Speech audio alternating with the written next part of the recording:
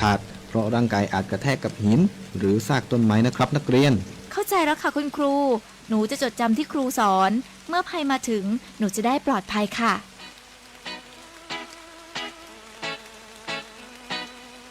รู้ไว้ก่อนภัยมาถึงด้วยความปรารถนาดีจากสำนักประชาสัมพันธ์เขต 3 กรมประชาสัมพันธ์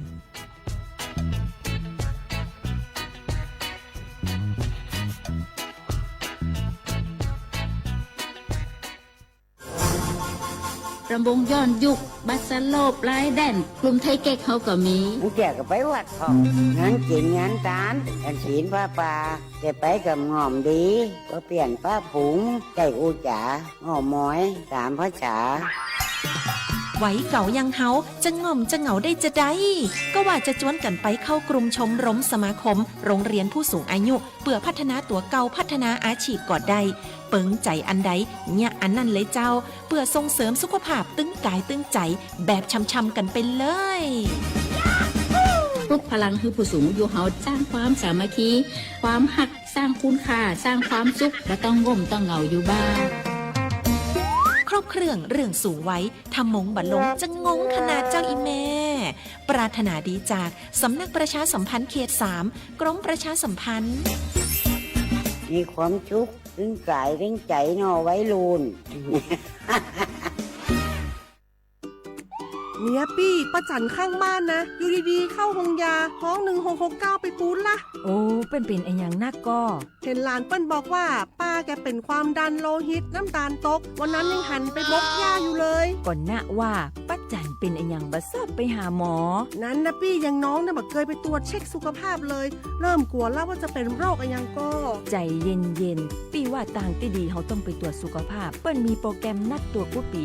ไปตรวจจะได้รู้ว่าเฮามีความเสี่ยงเป็นโรคอะไรอย่างพ่องรู้ก่อนจะได้เตรียมตัวก่อนรักษาก่อนบ่ต้องมานั่งกังวลอันเดียวเฮานัดกันไปตรวจสุขภาพที่โรงยาครบปีพอดีแล้วเนี่ยเจ้าปี้ป้าคนพูดเขานัดกันไปเลยเนาะจะไปลืมเนาะตรวจสุขภาพประจำปีสิ่งดีที่ควรทำรู้ก่อนเตรียมตัวก่อนเพื่อเข้าสู่ช่วงสูงวัยอย่างมีคุณภาพด้วยความปรารถนาดีจากสำนักประชาสัมพันธ์เขต 3 กรมประชาสัมพันธ์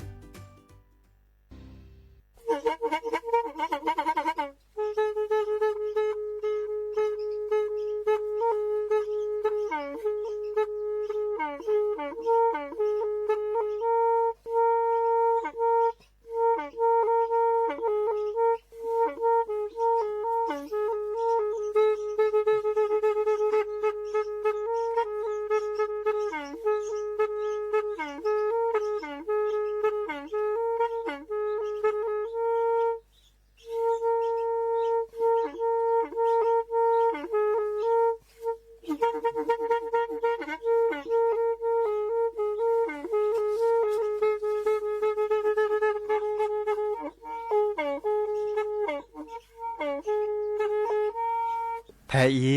วิทยุกลือหลอกก็จะแตะเวกีแม่ตะกะโทนลิกจานยุ้ยชื่อคือกิโลเฮิรตซ์ตาเชอกระตอบเปอปากระหลือปากระยอกหลอกตืออีสู้อเมญาเปก็เห็นเหล่านั้นและตาสูมือซ้ำมือตากระเจาะตาแลกแก็บดูแก็บโผลและติเลื่อนนกอ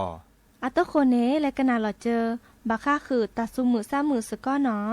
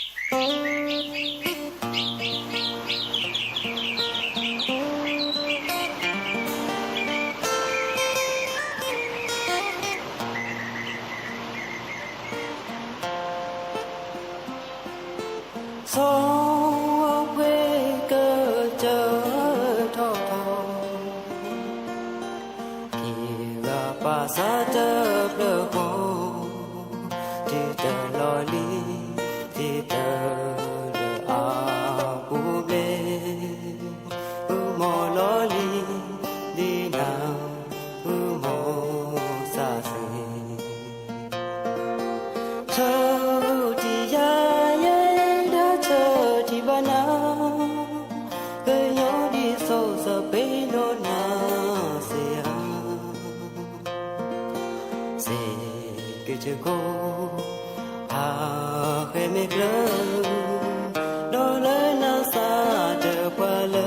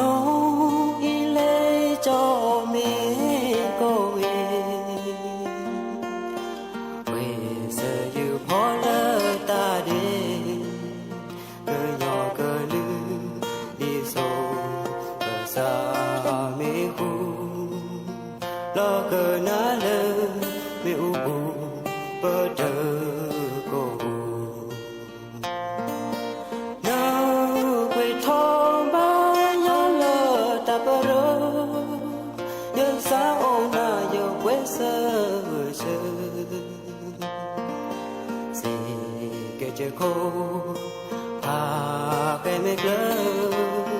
โดนเลยน่าซาเดือพาเลย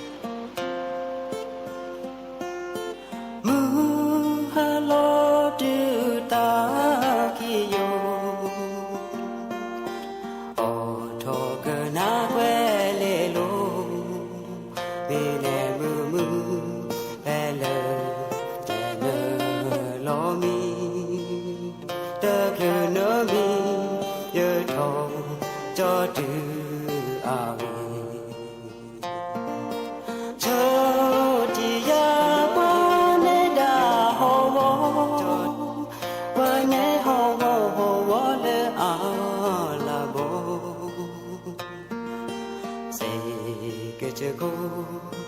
พาไปไม่เกลอโดนเลยน่าซาเดือพาเลย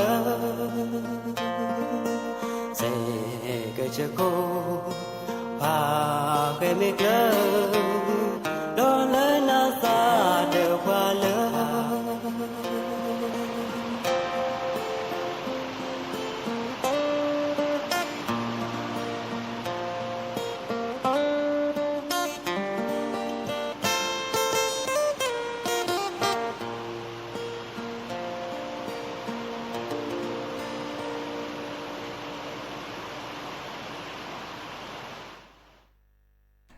เนาะเดอโอมิโชเปอร์ดอปือแวมือราพัติพือพีโรมอสกอปราดโดกนาตาโพก็ดีก็ราเนาะประกวาดดอตาโพเจเนาะเลออนไลน์อปูดิโซเชียลมีเดียอปูนี่เนาะเฮตโตกลซับเพลตลอดตัดและเรดิโอไทยแลนด์เชียงใหม่แต่ตอนนี้เนาะวิทยุกลือหลอก็จะแตะเวกีแม่ AM ตึกโทรลุยกระจานยุ่ยชิคือกิโลเฮิรตซ์เนาะสวทเชียงใหม่สำนักประชาสัมพันธ์เขต3กรมประชาสัมพันธ์เนาะยาจอสาปีเสมอเฉลิมสิริวงชัยแฮตโตกอดดับเบิลแวซิสโดลอโลบาโตโดโตโจลอซัดปราดเบอร์โทรศัพท์นี่โอเจเนาะโทรศัพท์แฮคอเลอร์0532760007ว่าแจเซอคียุ้ยคือว่ายุ้ยเนาะเฮกิเฮบาลอซัดยาเซเนาะมีวดาเลอแต่เชื่อต่อแค่นี้เด้อแต่พี่ตามมาหลอดโตก่อนเลยที่โดกวาดอ่ะเนาะที่โดกวาดนี่เตอชิลอยเนาะทีเนี่ยชิลอค่ะคือเนี่ยมอจัดเลยเตอเคดีบ่ะเนาะมุกขอเด้อ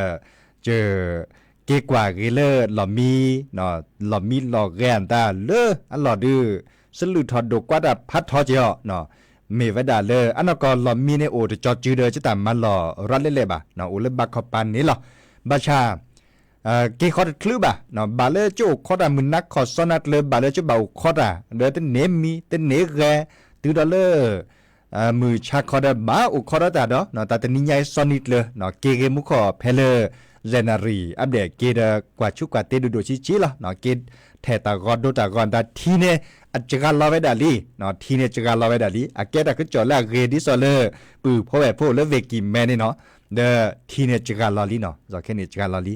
ဒီနေ့ခေါင်းနေချမို့တဲ့တာမဗီယန်တာခေခေါ်တယ်ချကကေမာကချေကချော်ဂီလောမီလောကဲကျေလော เนาะกว่าเล็กกว่ากินไม่ผ่าสี่ดิซอลไม่เคยถอดตอนนี้กระทวนดันทั่วก็เนาะไม่มีอาเกตฮอกโค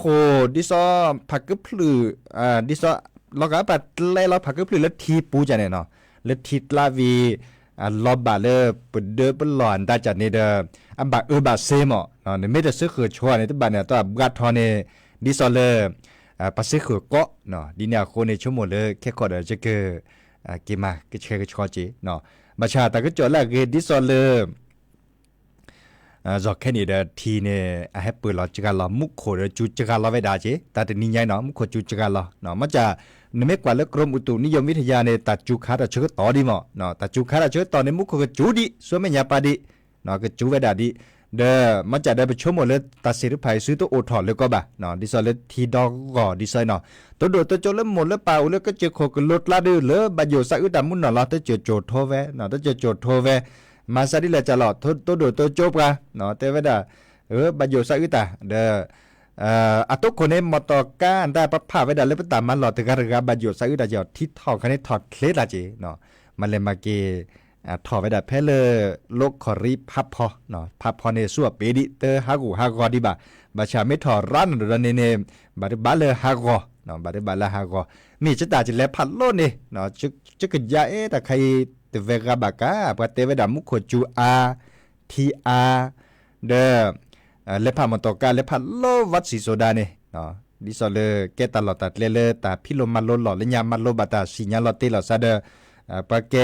สระสมานตาเดเลขิเนาะดิซอเลพามตอกันเลยนี่เนาะให้กินรอบเราเดตาสุมือ3มือเดโอทอเนาะบาชาตาคือตาขวานตาเคเลกช่วยบัดชอทอพาเลอัดทอก็เตยเจาะเนาะชอเลยช่วยโอดีแล้วลอมมีเนาะลอมมีค่ะชอดเซเดเนาะเกดิซอเตียงนอนจังนี่เนาะขอดเลโซฟาเนาะชอดเซเจเนาะชอดเซบาตู้เย็นตาเนี่ยชอดเกเจเนาะเดมันจะอัสลุทอคันนี้เพลแต่หากก็บ่าเนาะแต่หากก็บ่ามันจะเราเล่นหลอมมีหลอกแกเนี่ยล้อมมือล้อปัวเจ้าเนาะกว่าเล็กกว่าเกเนี่ยมันก็จะแทระก็จะติดเราเล่น Facebook กับปูจะโดดตากอนนี่เนาะติดเราเล่น Facebook กับปูอันตาแต่บลูแล้วเบจแต่บลูแล้วก็ได้ขึ้นเน็ตทีลีเนาะนี่แหละเราเด้อเฮกิเฮบ้านเราซะเนาะเกวเราตะกะโตนอนตะกะเลโอตลอดตัดเล่พี่แหละต่อพี่แหละไปเลยเด้อเกวเราตะกะโตเสเจเนาะเฮกิเฮบ้านเราซะแต่มีเกได้จากคอมเมนต์ไลค์แชร์เนาะโอมิชอปเปอร์ดับปูเวลกันนาวิทยุ FM 103.50 เมกะเฮิรตซ์ก็กะเจเนาะดอลลาร์ FM 104.25 เมกะเฮิรตซ์เนาะแล้วก็ดอลลาร์ตาสุมือซ้ำมือตาสวิและช่วยมันยาปะดอกแค่นี้เนี่ยซ้ำมือทอเนาะซ้ำมือทอไว้ได้แต่เจ๊ญาลีเมไว้ได้เลยทีเนี่ยอาจจะการรอเนาะอาจจะถออาถอเลยบ่ะเนาะอาจจะถออาถอเลยเด้อสักคือด่ะเนาะแล้วก็ตาสวิและเตไว้ได้เคาะสกเนาะเคาะสกกันหนาดกว่าเนาะ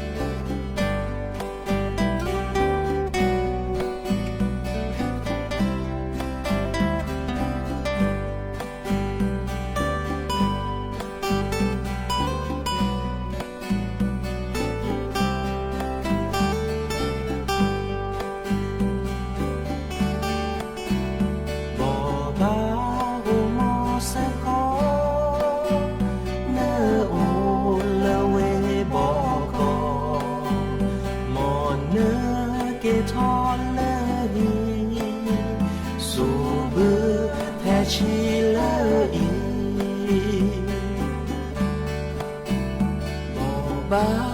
mu pa pu e ne o me we ki me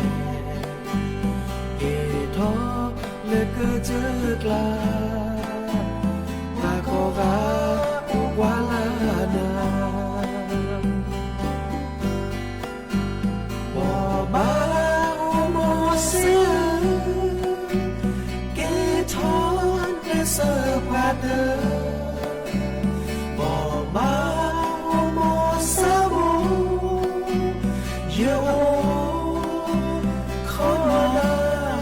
个之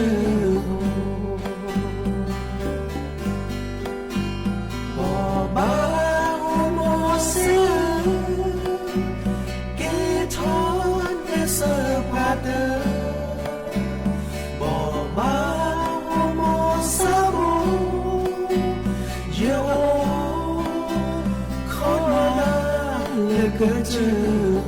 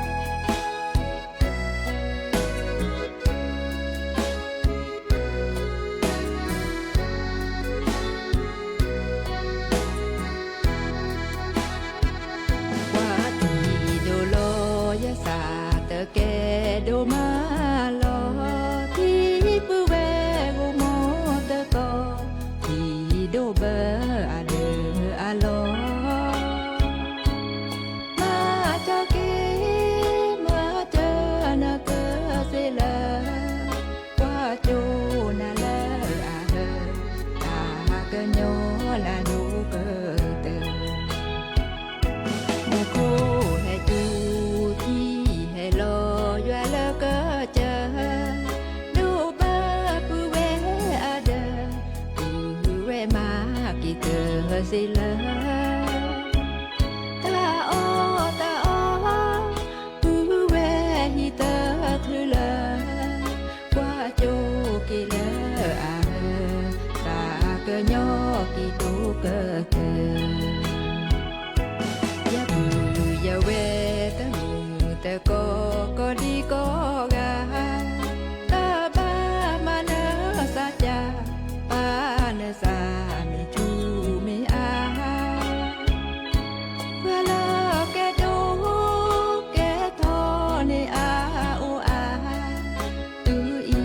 สืออาเมญาอาเกเลมาเจอกี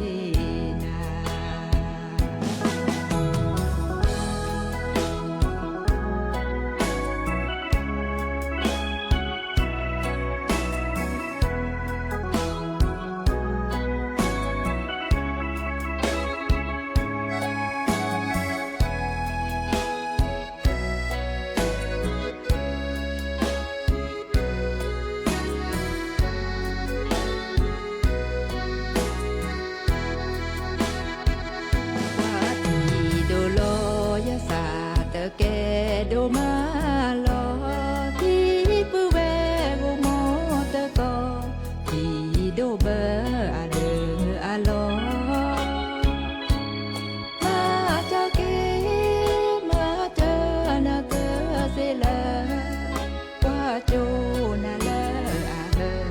ตากะโญนะดูเกเตมุโคเฮจูโลยะละก็เจอดูบาปูเวอะเดปูเวมากิเตอสิเลตาโอปูเวฮิเตอคือเลกว่าโจกิเลอะตากะญอกิตูเกเตยะบือยะเวตะมือตะก็ดีก็กาตาบามานะสัจจาปานะสามิชูมิอา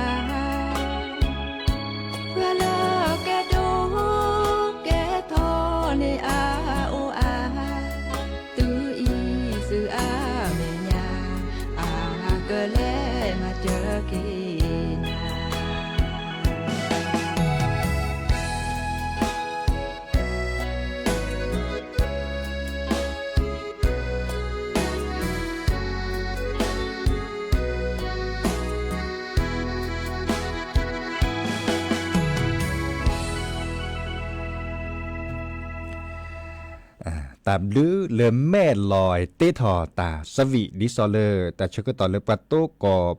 ตานาตัดลีเนาะที่นาทิตลดดกว่าแบบว่าสิปาคอดิซอยเนาะแต่สวีจะเพลเฮกือเฮบาและติเลปรัดโดกันนาตาโพลชอดาเวเลโตกอดิซอเลที่ดกกว่าตาก็ต่อเนาะเวกิแม่เนาะยาเกจิตปูเลยบ่เนาะแค่นี้ได้โตกอลีเนาะมึนนักขอดูตเนมีบะซอนนัดเลเนาะเดสถานีวิทยุก็เลยหล่อเล็บล้อลิเนาะเล็บล้อหล่อมินหล่อเรียนตาเล็บล้อลิหมออาเกตลอดตาเตเลเอาจอจูเดแมบีดโลเจบะเนาะมัจจาเลตากจ่อละเรเนโอเจเมวดาเลที่จกาลอเนาะที่จกาลอ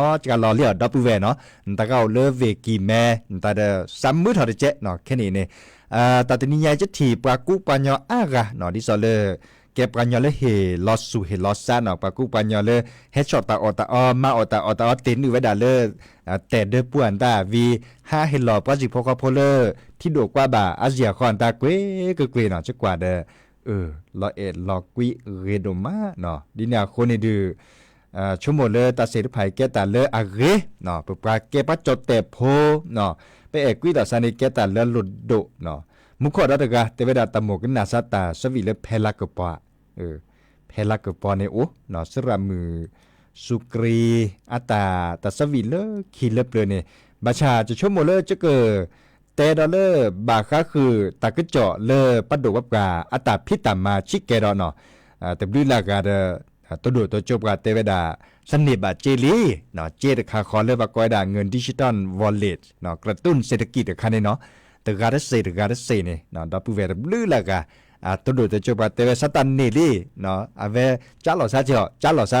ซากุมอสกอเลเนกาอาตาเป็นนอเลบัตรประจำตัวประชาชนลอตโต้บัตรคาเจบัตรคอเลเนตนี้สิญญาเวดาเกตละสิญญาเวดาเกตละเหรอเนกาตาสักเนพิเลนีเนกาตาสักเนพิเลนีสิญญาเวดาเกเนาะดินาคนเนี่ยคอมโยเลมือกับพัตตีนาหูตากเจาะกันนาตากเจาะเดนาเปเนาะนาเปคอพโล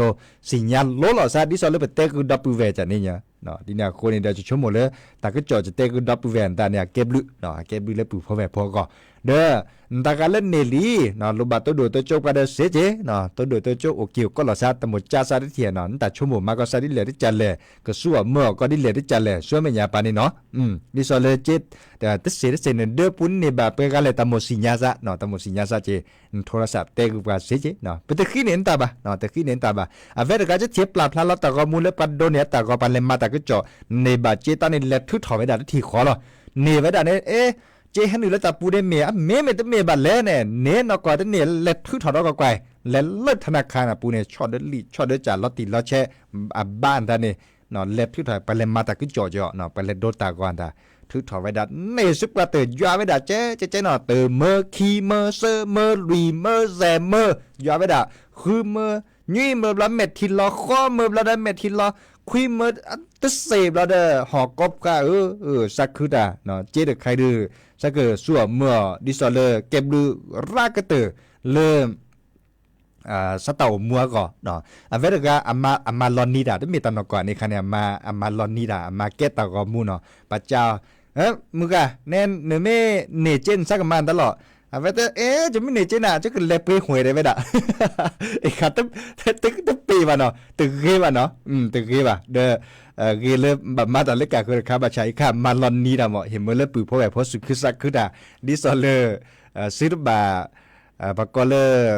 ซื้อบาเห็นมือแล้วเต่าม่วนตาอัชโคตเลยว่ะมันนี้เราสร้างตาอย่างนี้มือการสั่นเล็บเกินตะแหลงแต่เล็บเปหวยแต่ไม่ได้ละกันหนักกันดิแต่ป๊อบเวกันป๊อบปีหม้อบ่าวนี่คันนี้บัชาเกตากอมูแล้วมาลอนนี้ดาแล้วเนาะแบบเพื่อแต่แรกเก็บดูเก็บโคดีซอเลปัดดูว่าปลาช็อตช่วยไว้ดานี้เหรอเนาะเลยเรากว่าตาสวีเลยตาเละมึงขอเตวดาเพลากระปะเนาะเตอปืนถอดอีดอกบาคือกว่าเราได้ฉีดแล้วเนาะแกตาสวีเลตาสวีหลอนลีเลคิเลเปลสรามือสุกรีอัตาเนาะเพลากระปอบาชาอัตาสวีจะทอดเนาะตาสวีในพื้นตัวนึงเหรอเนาะพื้นตัวนึงตาบาเลตนาทีแบบแปลกขี้หลากะเนาะแบบเมื่อรีวิวขี้วอกะเนาะตัววอดดิซอเมอพื้นเลยโอเคเนาะแล้วก็น่าสุกอดกว่าเนาะ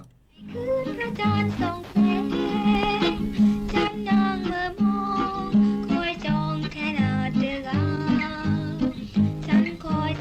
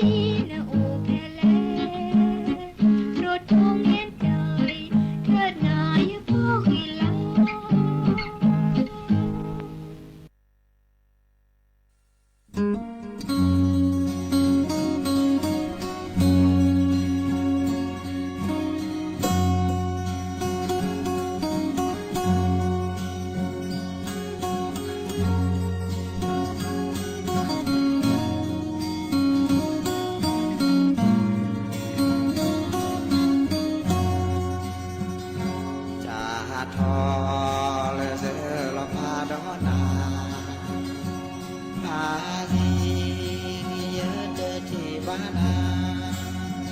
เมเมคาอีที่นาเลดามีหมอบโอซีเพื่อมาเตสีสามีโนซาตมี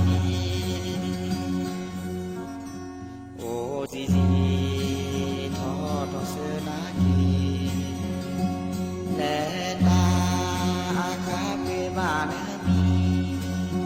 ที่เดบอจูซาเซเลนาโดเกโอซีเพื่อมาเตสีลอพาลอสาตมีแค่เลเนเลมาตาอาคาเลมือทูอาคาเซโนซาเลมีออมีเซโนบาซามาบูเตเลกีกาลอพาลอสาตมี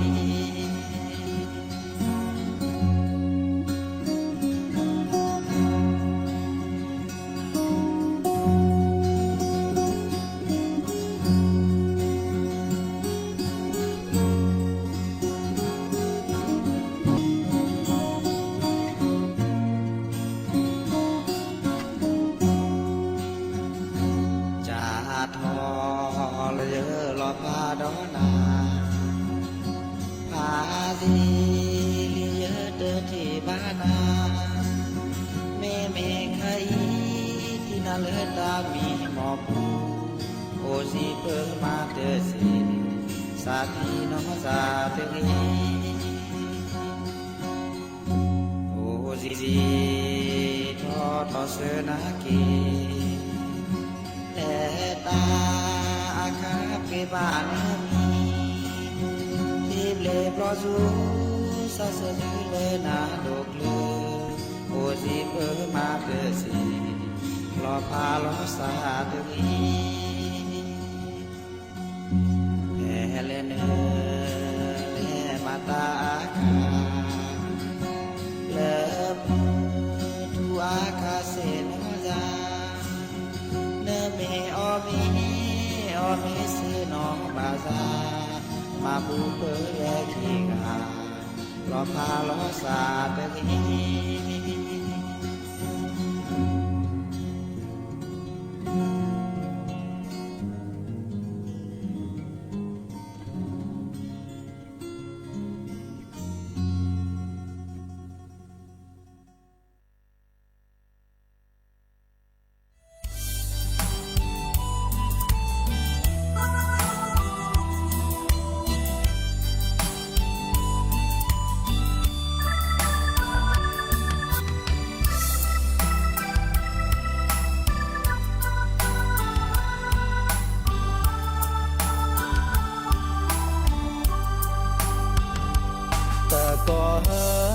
บาเลยเยอโอ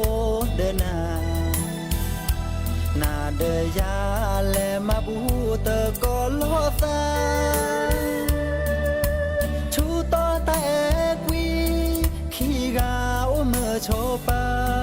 เยสาเปนอเยดาเกเซเลเตกอเฮบูทอลีปะบาลอพาพาเดอกูมอมือเดอกูมอควายแพ้ประมาณโลตา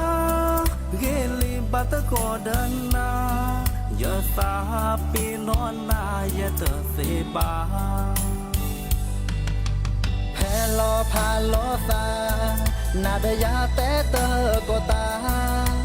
ปาตะกอลอซาลอตีลอชาเนเลโอเพลจอดอยู่ตามเรือนี้เรือลาอย่าสาปีนอนนาอย่าเตอเสบาแต่ก็เตอบลออีละพาโลตานี่เลยแย่โอยีเยอะสาวบุนามือเมฮาลอเนเยอะกว่าทอลาเกอปอเยอะโชโมทอนาเยอะแม่ทีลอ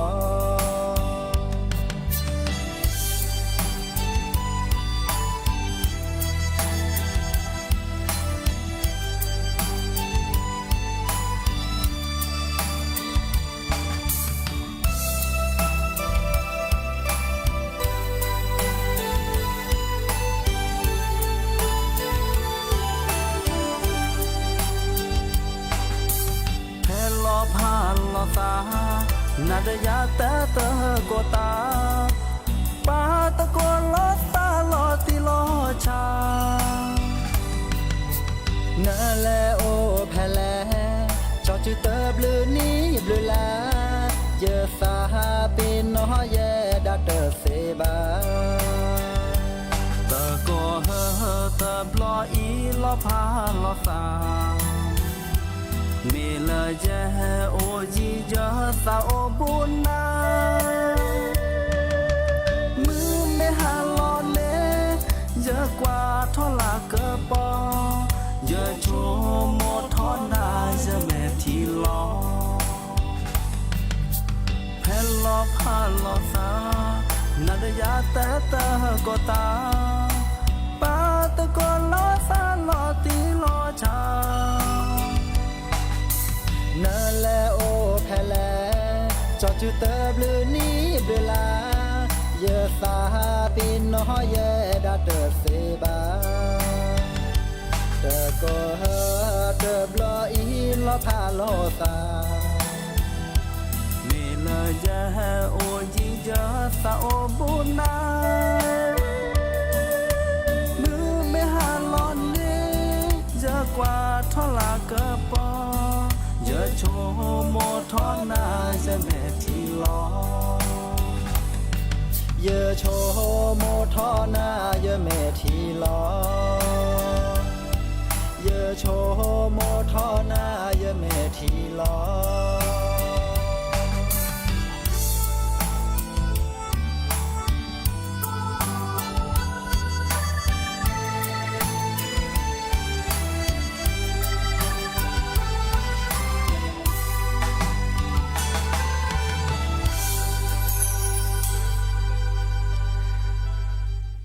ก็เตอลินอตาสวิเลซึซึสกอเนาะเมเวดาเล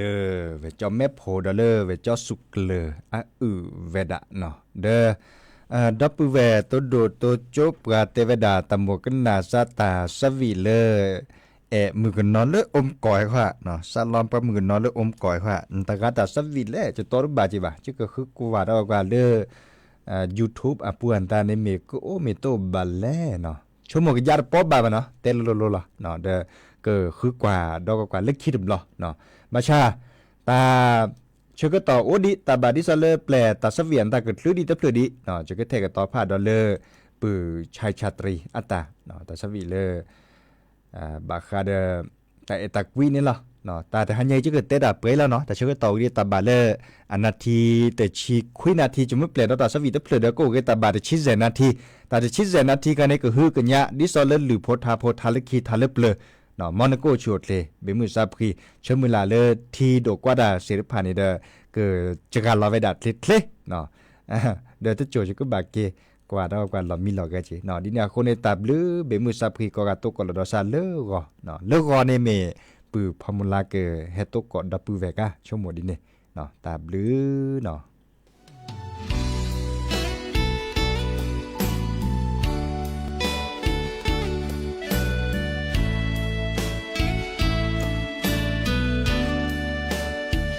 จอที่ท่อนา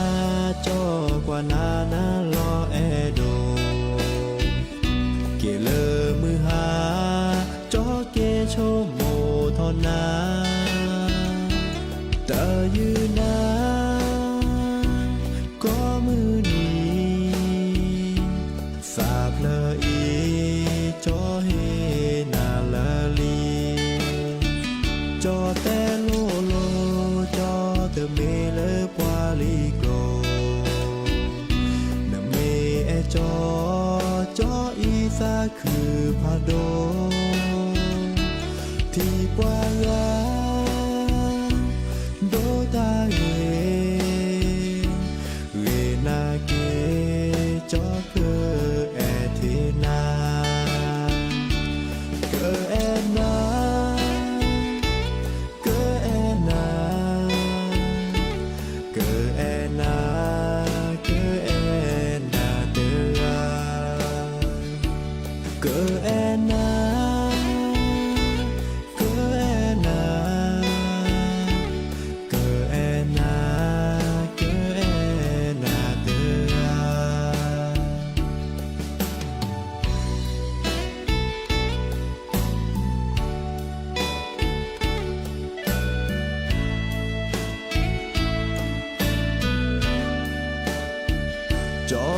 ทอนาจอกว่านานาลอแอโดเกเลอมือหาจอเกโชโมทอนาตายืนนาก็มือนี้สาบเลออีจอเฮนาลาลีจอแต่โลโลจอเตเมเลปวาลิโกนเมเอจอจออีสาคือพาโดที่ปวายาโดตาเเรนาเกจอเกอแอเทนาเกอแอนาเกอแอนาเกอแอนาเกอแอนาเดอาเกอแอนาเกอแอนาเกอแอนา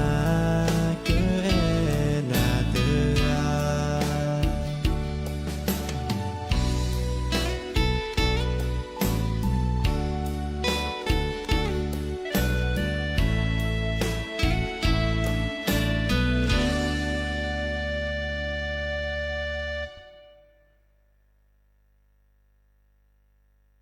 ท้าเล่นตาเล่นเด้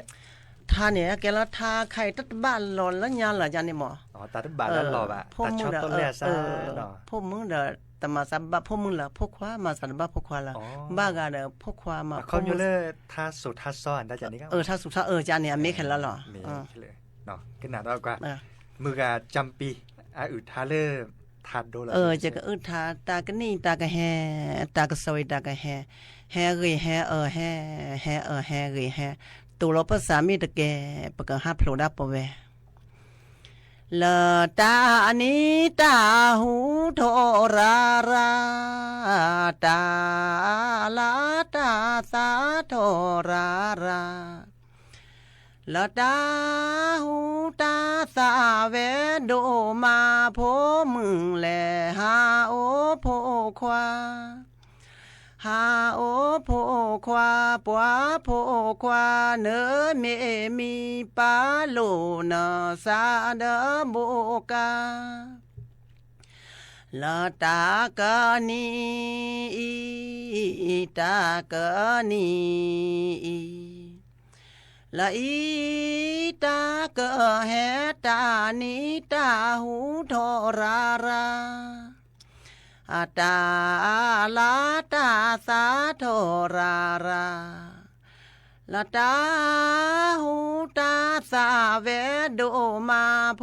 มึงแลหาโอโพควาหาโอโพควาปัวโพควาเนอเมมีปาโลนาซาเดโบกาละแฮอาเกแฮอาเกแฮละแฮอาแฮตานีตาหูโทราราตาลาตาสาโทราราละตาหูตาสาเวโดมาโพมึงแลหาโอโพควาหาโอโพควาปัวโพควาเนอเมมีปาโลนาซาเดโบกาละแฮอาแฮอาแฮแฮอาแฮตานีตาหูโทราราตาลาตาสาโทราราตาหูตาสาเวโดมาโพมึงแลหาโอโพควาหาโอโพควาปัวโพควาเนอเมมีปาโลนาซาเดโบกา ละตูลอปือซาตูลอปือซาละสาเมตาแกตานิตาหูทอราราอาตาลาตาสาทอราราละตาหูตาสาเวดูมาโพมึงแลหาโอโพควาหาโอโพควาปวาโพควาเนเมมีปาลูนสาดาบุกาละเปกะหาพลูเปกะหาพลูละพลูดาเปเวตานิตาหูทอราราอาตาลาตาสาทอราราละตาหูตาสาเวดูมาโพมึงแลหาโอโพควาแลหาโอโพควาปวาโพควาเนเมมีปาลูนสาเดบุกาละตากะเฮลตากะเฮลละละมึงอาโส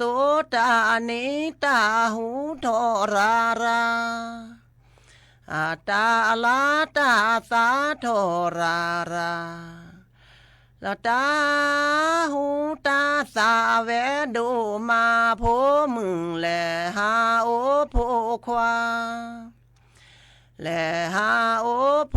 ควาปวาโพควาเนเม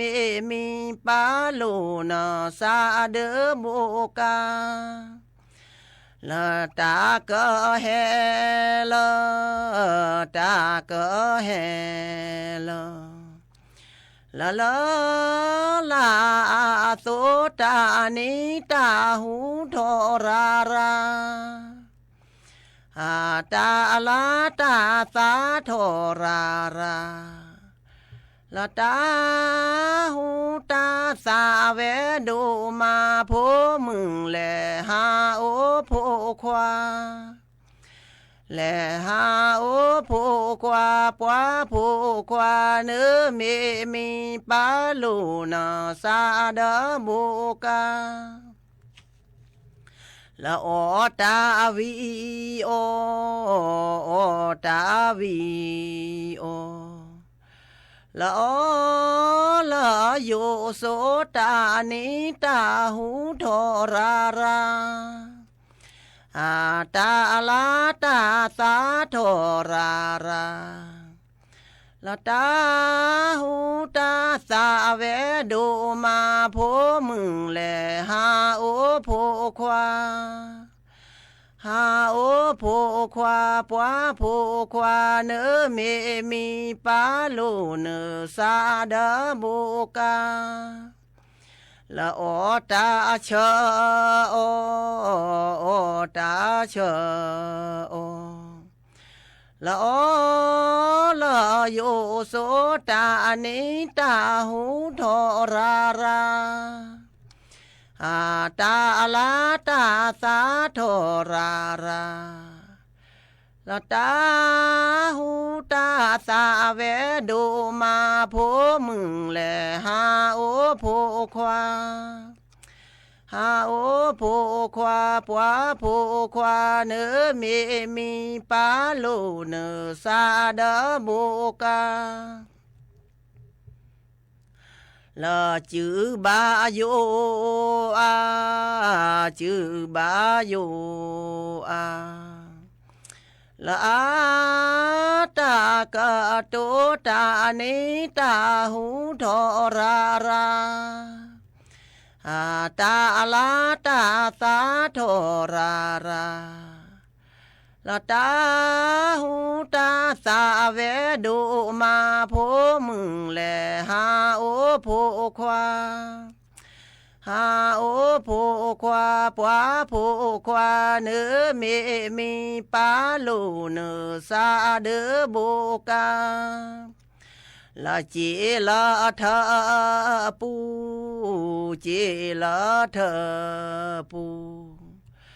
ละปูโลมาโผล่ตานิตาหูโทราราตาลาตาสาโทราราละตาหูตาสาเวดูมาโพมึงแลหาโอโพควาแลหาโอโพควาปวาโพควาเนอเมมีปาโลเนอซาเดอโบกาละตาโซเปบาตู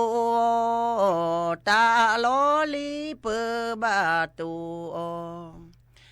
ละเปเมมาเนตาโซญาลีอาปูช่วยมาโกละโมดีเนปาดีเน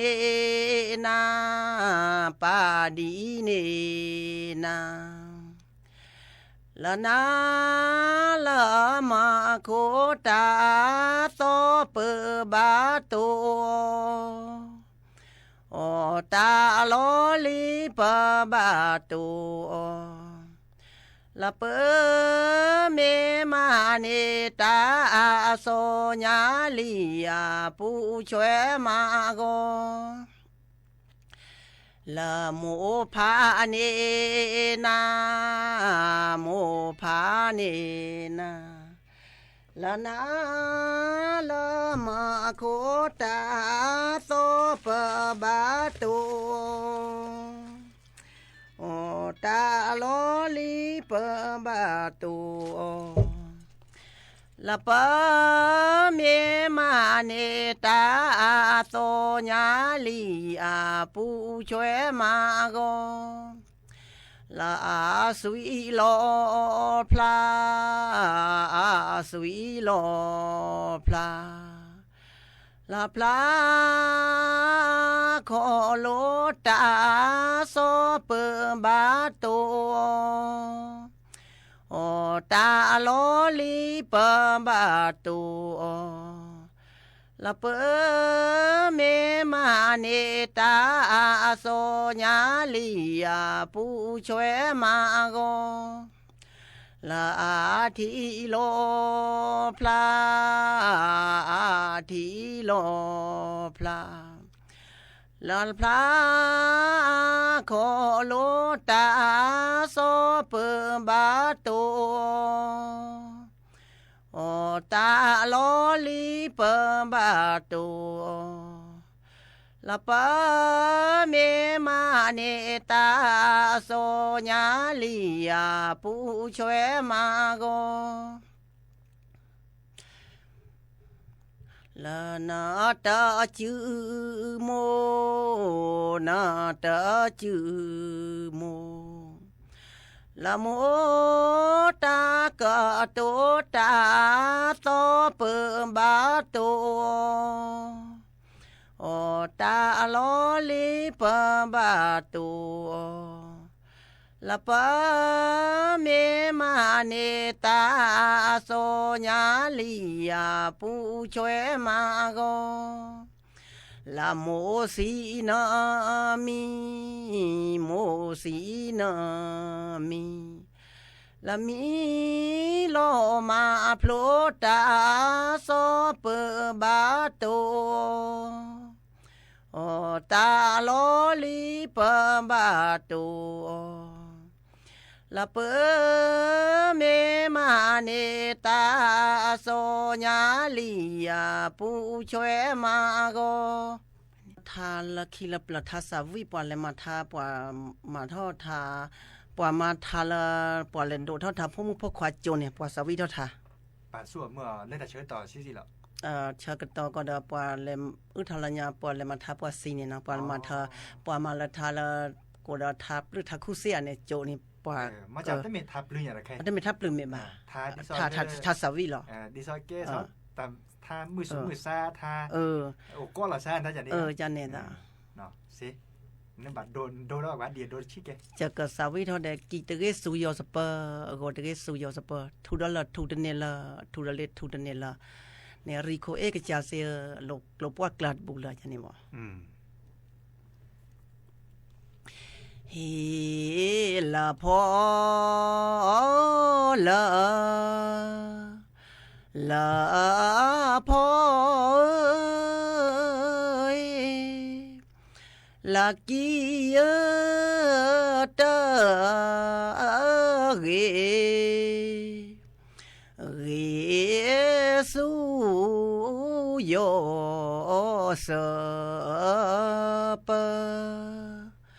สุโยสปะลาโกตาเกสุโยสปะสุโยสปะลาทัวดาลาทูเตนีลาทูตาเนลาทูดาเลทูเตนีลาทูตาเนลาทูดาเลทูเตนีลาทูเตเนลาริยโคเอวิทยุกระจายเสียงแห่งประเทศไทยขณะนี้เวลา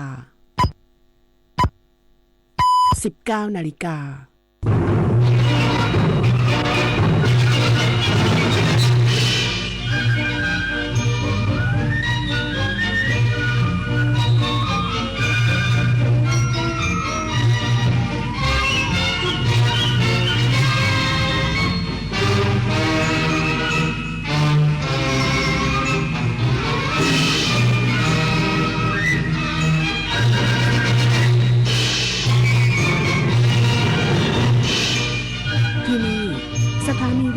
กระจายเสียงแห่งประเทศไทยต่อไปเสนอข่าวซึ่งมีหัวข้อข่าวดังนี้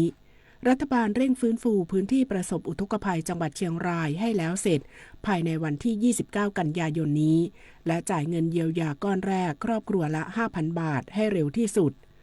ททจัดแคมเปญว้าวไทยแลนด์พาสปอร์ตไพรวิเลจผลักดันรายได้จากการท่องเที่ยวปีนี้ให้เป็นไปตามเป้าหมาย 3.5 ล้านบาทสหรัฐและพันธมิตรเรียกร้องให้หลายฝ่ายที่เกี่ยวข้องตอบรับข้อเสนอหยุดยิงชั่วคราวในเลบานอนเป็นเวลา 21 วันต่อไปเป็นรายละเอียดของข่าว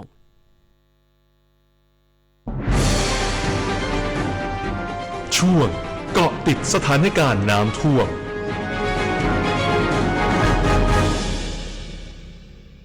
รัฐบาลเร่งทำความสะอาดฟื้นฟูพื้นที่ประสบอุทกภัยจังหวัดเชียงรายให้แล้วเสร็จภายในวันที่ 29 กันยายนนี้และจ่ายเงินเยียวยาผู้ประสบภัยก้อนแรกครอบครัวละ 5,000 บาทให้เร็วที่สุดนายภูมิธรรมเวชยชัยรองนายกรัฐมนตรีและรัฐมนตรีว่าการกระทรวงกลาโหมแถลงผลการประชุมคณะกรรมการศูนย์ปฏิบัติการช่วยเหลือผู้ประสบอุทกภัยวาตภัยและดินโคลนถล่มหรือสปช.ครั้งที่ 2ว่าขณะนี้หน่วยราชการทุกหน่วยได้ระดมเครื่องมืออุปกรณ์ทำหน้าที่อย่างเต็มที่แต่เนื่องจากภัยพิบัติที่เกิดขึ้นเป็นเหตุปัจจุบันทันด่วนไม่เหมือนครั้งที่ผ่านมาซึ่งสะท้อนให้เห็นว่ามีการเปลี่ยนแปลงทางธรรมชาติทำให้เกิดการเปลี่ยนแปลงของพายุและร่องอากาศสิ่งสำคัญเหตุน้ำครั้งนี้มาพร้อมกับดินโคลนซึ่งหนักมากที่เชียงรายที่มีดินโคลนทับถมอยู่ตามถนนซอกซอยและในบ้านเรือนของประชาชน จึงต้องกำลังวางแผนบูรณาการโดยขณะนี้เป็นช่วงรอยต่อที่ผู้ว่าราชการจังหวัดเชียงรายจะเกษียณอายุราชการกระทรวงมหาดไทยจึงมอบหมายให้นายอันสิทธิ์สัมพันธรัตน์ว่าที่ปลัดกระทรวงมหาดไทยและนายชัยวัฒน์จุลธิรพงศ์อธิบดีกรมป้องกันและบรรเทาสาธารณภัยหรือปภ.ไปรับผิดชอบดูแลหน้างานและประสานงานกับทุกส่วนที่เกี่ยวข้องส่วนเรื่องอาหารสดและถุงยางชีพขณะนี้มีเพียงพอแต่สิ่งที่ต้องดำเนินการเร่งด่วนคือการฟื้นฟูจัดการเรื่องโคลนซึ่งต้องใช้รถดูดโคลนรถบรรทุกน้ำและเครื่องฉีดน้ำแรงดันสูงรวมทั้งกำลังคนซึ่งขณะนี้ได้ประสานงานกับหน่วยงานต่างๆแล้วโดยให้เร่งทำความสะอาดถนนใหญ่ให้เสร็จก่อนแล้วค่อยดำเนินการในซอยต่างๆเพื่อช่วยชาวบ้านโดยมอบหมายแต่ละกระทรวงรับผิดชอบแบ่งพื้นที่ให้ชัดเจนสำหรับการฟื้นฟูบ้านเรือนที่มีโคลนทับถมสูง 1-2 เมตรต้องใช้กำลังพลประมาณ30นายขณะนี้อาสาสมัครจากปภ.อส.ทหารและนักโทษชั้นดีจากกรมราชทัณฑ์เข้าไปช่วยเหลือนอกจากนี้ยังมีมูลนิธิภาคเอกชนเข้ามาเสริมแต่สิ่งที่ต้องการมากในขณะนี้คือเครื่องมือเช่นจอบเสียมเครื่องฉีดน้ำแรงดันสูงรถแบ็คโฮรถคูโบต้าเพื่อกำจัดดินโคลนที่ติดอยู่ตามท่อและในบ้านเรือนซึ่งทิ้งไว้นานจะกลายเป็นหินปูนได้รองนายกรัฐมนตรีและรัฐมนตรีว่าการกระทรวงกลาโหมกล่าวว่าอยากให้ทุกฝ่ายจดบันทึกเป็นบทเรียนเพราะต้องเผชิญกับภาวะแบบนี้อีกจึงต้องเตรียมการรับมือโดยจะมีการพูดคุยหลังจากนี้ส่วนวันพรุ่งนี้นางสาวแพทองธารชินวัตรนายกรัฐมนตรีและรองนายกรัฐมนตรีที่เกี่ยวข้องจะลงพื้นที่จังหวัดเชียงรายเพื่อรับทราบสถานการณ์และการแก้ไขปัญหาในพื้นที่จากนั้นนายกรัฐมนตรีจะเดินทางต่อไปจังหวัดเชียงใหม่ขณะที่รองนายกรัฐมนตรีจะกระจายลงพื้นที่ส่วนเรื่องระบบเตือนภัยนายภูมิธรรมกล่าวว่าขณะนี้ทำได้ดีมากสามารถเตือนภัยผ่าน SMS ทางโทรศัพท์ถึงประชาชนได้โดยตรงนอกจากนี้ที่ประชุมยังได้แต่งตั้งนายปลอดประสบสุรสวดีเป็นที่ปรึกษาสปช.เนื่องจากต้องใช้ความรู้ทางเทคนิคและนายจิรายุห่วงทรัพย์เป็นโฆษกสปช.เพื่อประชาสัมพันธ์ข้อมูลข่าวสารสนิกาแก้วใสรายงานค่ะส่วนการจ่ายเงินเยียวยานายภูมิธรรมกล่าวว่าหลังนายกรัฐมนตรีลงพื้นที่วันพรุ่งนี้จะสั่งการให้เป็นรูปธรรมมากขึ้นโดยเงินกว่า 3,000 ล้านบาทที่คณะรัฐมนตรีอนุมัติได้โอนไปที่ปภ.แล้วแต่ยังติดปัญหาเรื่องกฎระเบียบการใช้เงินซึ่งจะลดขั้นตอนจาก30วันให้เหลือ5วันโดยเงินก้อนแรกจะจ่ายให้ครอบครัวละ 5,000 บาทซึ่งผู้ว่าราชการจังหวัดสามารถดำเนินการได้ทันทีจากงบประมาณที่มีอยู่แล้วจังหวัดละ200ล้านบาทเบื้องต้นจะจ่ายให้ทั่วถึงก่อนแล้วค่อยพิจารณาช่วยเหลือเพิ่มเติมส่วนสถานการณ์น้ำท่วมที่จังหวัดเชียงใหม่นายภูมิธรรมกล่าวว่าพรุ่งนี้จะมีการเสนอนายกรัฐมนตรีแก้ปัญหาเช่นเดียวกับจังหวัดเชียงรายกำหนดดำเนินการแล้วเสร็จภายใน29กันยายนนี้ส่วนที่อำเภอแม่สายแบ่งการดำเนินการเป็น5โซนกำหนดดำเนินการแล้วเสร็จภายใน30วันหรือประมาณวันที่20ตุลาคม2567ส่วนภาคตะวันออกเฉียงเหนือสถานการณ์ยังไม่วิกฤตแต่มีหน่วยงานปภ.และกองทัพภาคที่2ดูแลอยู่แล้วนายกรัฐมนตรีเตรียมประชุมส่วนราชการวางกรอบทิศทางและข้อสรุปทำแผนเผชิญเหตุและป้องกันปัญหาอุทกภัยวาตภัยและดินโคลนถล่มอย่างเป็นระบบนายจิรายุห่วงทรัพย์ที่ปรึกษาของนายกรัฐมนตรีเปิดเผยว่าวันพรุ่งนี้นางสาวแพทองธารชินวัตรนายกรัฐมนตรีพร้อมรองนายกรัฐมนตรีและรัฐมนตรีที่เป็นกรรมการสปช.จะเดินทางไปที่จังหวัดเชียงรายและจังหวัดเชียงใหม่ติดตามการช่วยเหลือประชาชนร้องประชุมร่วมกับหัวหน้าส่วนราชการส่วนท้องถิ่นผู้แทนภาคส่วนต่างๆในพื้นที่เพื่อกำหนดทิศทางและหาข้อสรุปนำมาเขียนเป็นแผนยุทธศาสตร์รับมือกับการเกิดอุทกภัยและวาตภัยของประเทศอีกครั้งโดยนายกรัฐมนตรีพร้อมคณะจะพักค้างคืนที่จังหวัดเชียงรายและเดินทางต่อไปยังพื้นที่ประสบอุทกภัยในจังหวัดเชียงใหม่พบประชาชนเพื่อรับฟังปัญหานายจิรายุกล่าวว่าในเดือนตุลาคมแม้จะเข้าสู่ช่วงปลายฝนต้นหนาวซึ่งคาดว่าจะผ่านฤดูฝนไปในกลางเดือนตุลาคมระหว่างนี้ขอให้ศูนย์ปฏิบัติการช่วยเหลือผู้ประสบอุทกภัยวาตภัยและดินโคลนถล่มหรือสปช.และทุกส่วนราชการยังคงติดตามสถานการณ์อย่างใกล้ชิดจนกว่าจะมีคำสั่งเปลี่ยนแปลงเนื่องจากสัปดาห์นี้ยังมีหลายพื้นที่ของประเทศไทยยังมีฝนตกลงมาอย่างต่อเนื่อง หากเกิดวาตภัยหรืออุทกภัยฉับพลันจะได้เข้าแก้ไขได้ทันอดิษฐ์นาถ ขวัญแสนสุขรายงานกรมป้องกันและบรรเทาสาธารณภัยประสาน10จังหวัดภาคกลางและกรุงเทพมหานครเตรียมรับมือผลกระทบจากระดับน้ำเจ้าพระยาที่สูงขึ้นตั้งแต่วันที่28กันยายนนี้เป็นต้นไปนายชัยวัฒน์จุนถิรพงศ์อธิบดีกรมป้องกันและบรรเทาสาธารณภัยหรือปภ.เปิดเผยว่าจากการคาดการณ์ปริมาณน้ำ 1-7 วันข้างหน้าคาดว่าในวันที่28กันยายนนี้ที่สถานี C2 จังหวัดนครสวรรค์มีปริมาณน้ำไหลผ่านประมาณ 2,000 ถึง 2,100 ลูกบาศก์เมตรต่อวินาทีรวมกับคาดการณ์ปริมาณน้ำจากแม่น้ำสแกกรังประมาณ100ลูกบาศก์เมตรต่อวินาที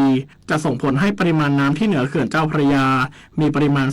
2,350 ลูกบาศก์เมตรต่อวินาทีและรับน้ำเข้าระบบกรมชลประทานทั้งสองฝั่งในอัตรา350ลูกบาศก์เมตรต่อวินาทีจึงมีความจำเป็นต้องระบายน้ำผ่านท้ายเขื่อนเจ้าพระยาในอัตราไม่เกิน 2,000 ลูกบาศก์เมตรต่อวินาทีทำให้ระดับน้ำพื้นที่ริมน้ำสูงขึ้นอีก 1-1.5 เมตรส่งผลกระทบต่อพื้นที่ลุ่มต่ำนอกคันกั้นน้ำบริเวณคลองโผงเพงจังหวัดอ่างทองคลองบางบานและตำบลหัวเวียงอำเภอเสนาตำบลตลาดชิดท่าดินแดงอำเภอผักไห่จังหวัดพระนครศรีอยุธยาหรือบริเวณแม่น้ำน้อยตั้งแต่วันที่28กันยายนนี้เป็นต้นไปทั้งนี้กรมป้องกันและบรรเทาสาธารณภัยได้ประสาน10จังหวัดภาคกลางได้แก่อุทัยธานีชัยนาทสิงห์บุรีอ่างทองสุพรรณบุรีพระนครศรีอยุธยาลพบุรีปทุมธานีนนทบุรีและสมุทรปราการรวมถึงกรุงเทพมหานครเฝ้าระวังสถานการณ์ระดับน้ำในแม่น้ำเจ้าพระยาโดยให้จัดเจ้าหน้าที่ติดตามเฝ้าระวังติดตามสถานการณ์น้ำอย่างใกล้ชิดพร้อมประชาสัมพันธ์แจ้งเตือนประชาชนที่อาศัยอยู่ริมฝั่งจุดเสี่ยงที่ลุ่มต่ำเฝ้าระวังระดับน้ำและเตรียมความพร้อมรับมือรวมถึงแจ้งจังหวัดประสานหน่วยงานที่เกี่ยวข้องตรวจสอบแนวคันกั้นน้ำจัดเตรียมวัสดุอุปกรณ์เครื่องจักรกลด้านสาธารณภัยเจ้าหน้าที่เตรียมความพร้อมปฏิบัติการให้ความช่วยเหลือประชาชนตลอด24ชั่วโมงสัพทวีศรีวิบูลย์รายงานด้านกรมอุตุนิยมวิทยาออกหนังสือชี้แจงข้อเท็จจริงกรณีข่าวลือเกี่ยวกับพายุไต้ฝุ่นที่ถล่มไต้หวันในอีก5วันพร้อมคาดการณ์ว่าจะเคลื่อนเข้าสู่ประเทศไทยโดยเฉพาะบริเวณภาคเหนือและกรุงเทพมหานครทำให้อาจเกิดน้ำท่วมรุนแรงกว่าในปี 2554 โดยระบุว่าข้อมูลดังกล่าวไม่เป็นความจริงทั้งนี้การคาดการณ์ในปัจจุบันมีเพียงพายุหมุนเขตร้อนซีมารอนที่มีแนวโน้มจะอ่อนกำลังลงขณะเดียวกันความกดอากาศสูงจากประเทศจีนจะส่งผลให้ประเทศไทยมีฝนเพิ่มขึ้นดังนั้นขอให้ประชาชนติดตามข้อมูลพยากรณ์อากาศอย่างใกล้ชิดเนื่องจากเข้าสู่ช่วงฤดูฝนที่อากาศแปรปรวนหากเกิดสภาพอากาศร้ายแรงกรมอุตุนิยมวิทยาจะออกประกาศเตือนอย่างเป็นทางการล่วงหน้าอย่างน้อย3วันโดยประชาชนสามารถสอบถามข้อมูลด้านการพยากรณ์อากาศหรือการเตือนภัยสภาพอากาศเพิ่มเติมได้ที่สายด่วน1182หรือผ่านช่องทางต่างๆของกรมอุตุนิยมวิทยากระทรวงการคลังโอนเงินโครงการกระตุ้นเศรษฐกิจปี 2567 ผ่านผู้มีบัตรสวัสดิการแห่งรัฐและคนพิการให้กลุ่มเปราะบาง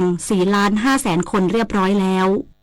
นายจิรายุห่วงทรัพย์ที่ปรึกษาของนายกรัฐมนตรีเปิดเผยว่านางสาวแพทองธารชินวัตรนายกรัฐมนตรีได้รับรายงานความคืบหน้าโครงการกระตุ้นเศรษฐกิจปี 2567 ผ่านผู้มีบัตรสวัสดิการแห่งรัฐและคนพิการได้โอนเงินช่วยเหลือให้กลุ่มเปราะบางได้แก่ผู้มีบัตรสวัสดิการแห่งรัฐที่มีหมายเลขบัตรประชาชนลงท้ายด้วย1 2และ3จำนวน 4.5 ล้านคนสำเร็จเรียบร้อยแล้วตั้งแต่ช่วงเช้าที่ผ่านมาซึ่งส่วนใหญ่พบว่าประชาชนที่ได้รับเงินนำไปซื้อสิ่งของอุปโภคบริโภคที่จำเป็นเช่นข้าวสารบางส่วนนำเงินที่ได้ไปซ่อมแซมหรือใช้จ่ายเกี่ยวกับบุตรหลานขณะที่ผู้สูงอายุบางคนจะเก็บไว้เป็นค่าใช้จ่ายในการเดินทางหรือเพื่อใช้จ่ายด้านสุขภาพสอดคล้องกับความตั้งใจของรัฐบาลที่ต้องการใช้ช่วยเหลือประชาชนกลุ่มเปราะบางทั้งนี้การเพิ่มเม็ดเงินในระบบครั้งนี้เพื่อกระตุ้นเศรษฐกิจสะท้อนให้เห็นว่าการดำเนินนโยบายรัฐบาลในเรื่องการกระตุ้นเศรษฐกิจด้วยโครงการกระตุ้นเศรษฐกิจปี 2567 ผ่านผู้มีบัตรสวัสดิการแห่งรัฐและคนพิการทำให้ประชาชนได้รับประโยชน์อย่างแท้จริงโดยเฉพาะผู้มีรายได้น้อยและกลุ่มเปราะบางซึ่งจะส่งผลดีต่อเศรษฐกิจในระดับพื้นที่และฐานรากตามเป้าหมายที่รัฐบาลกำหนดไว้และสอดคล้องกับเป้าหมายของโครงการ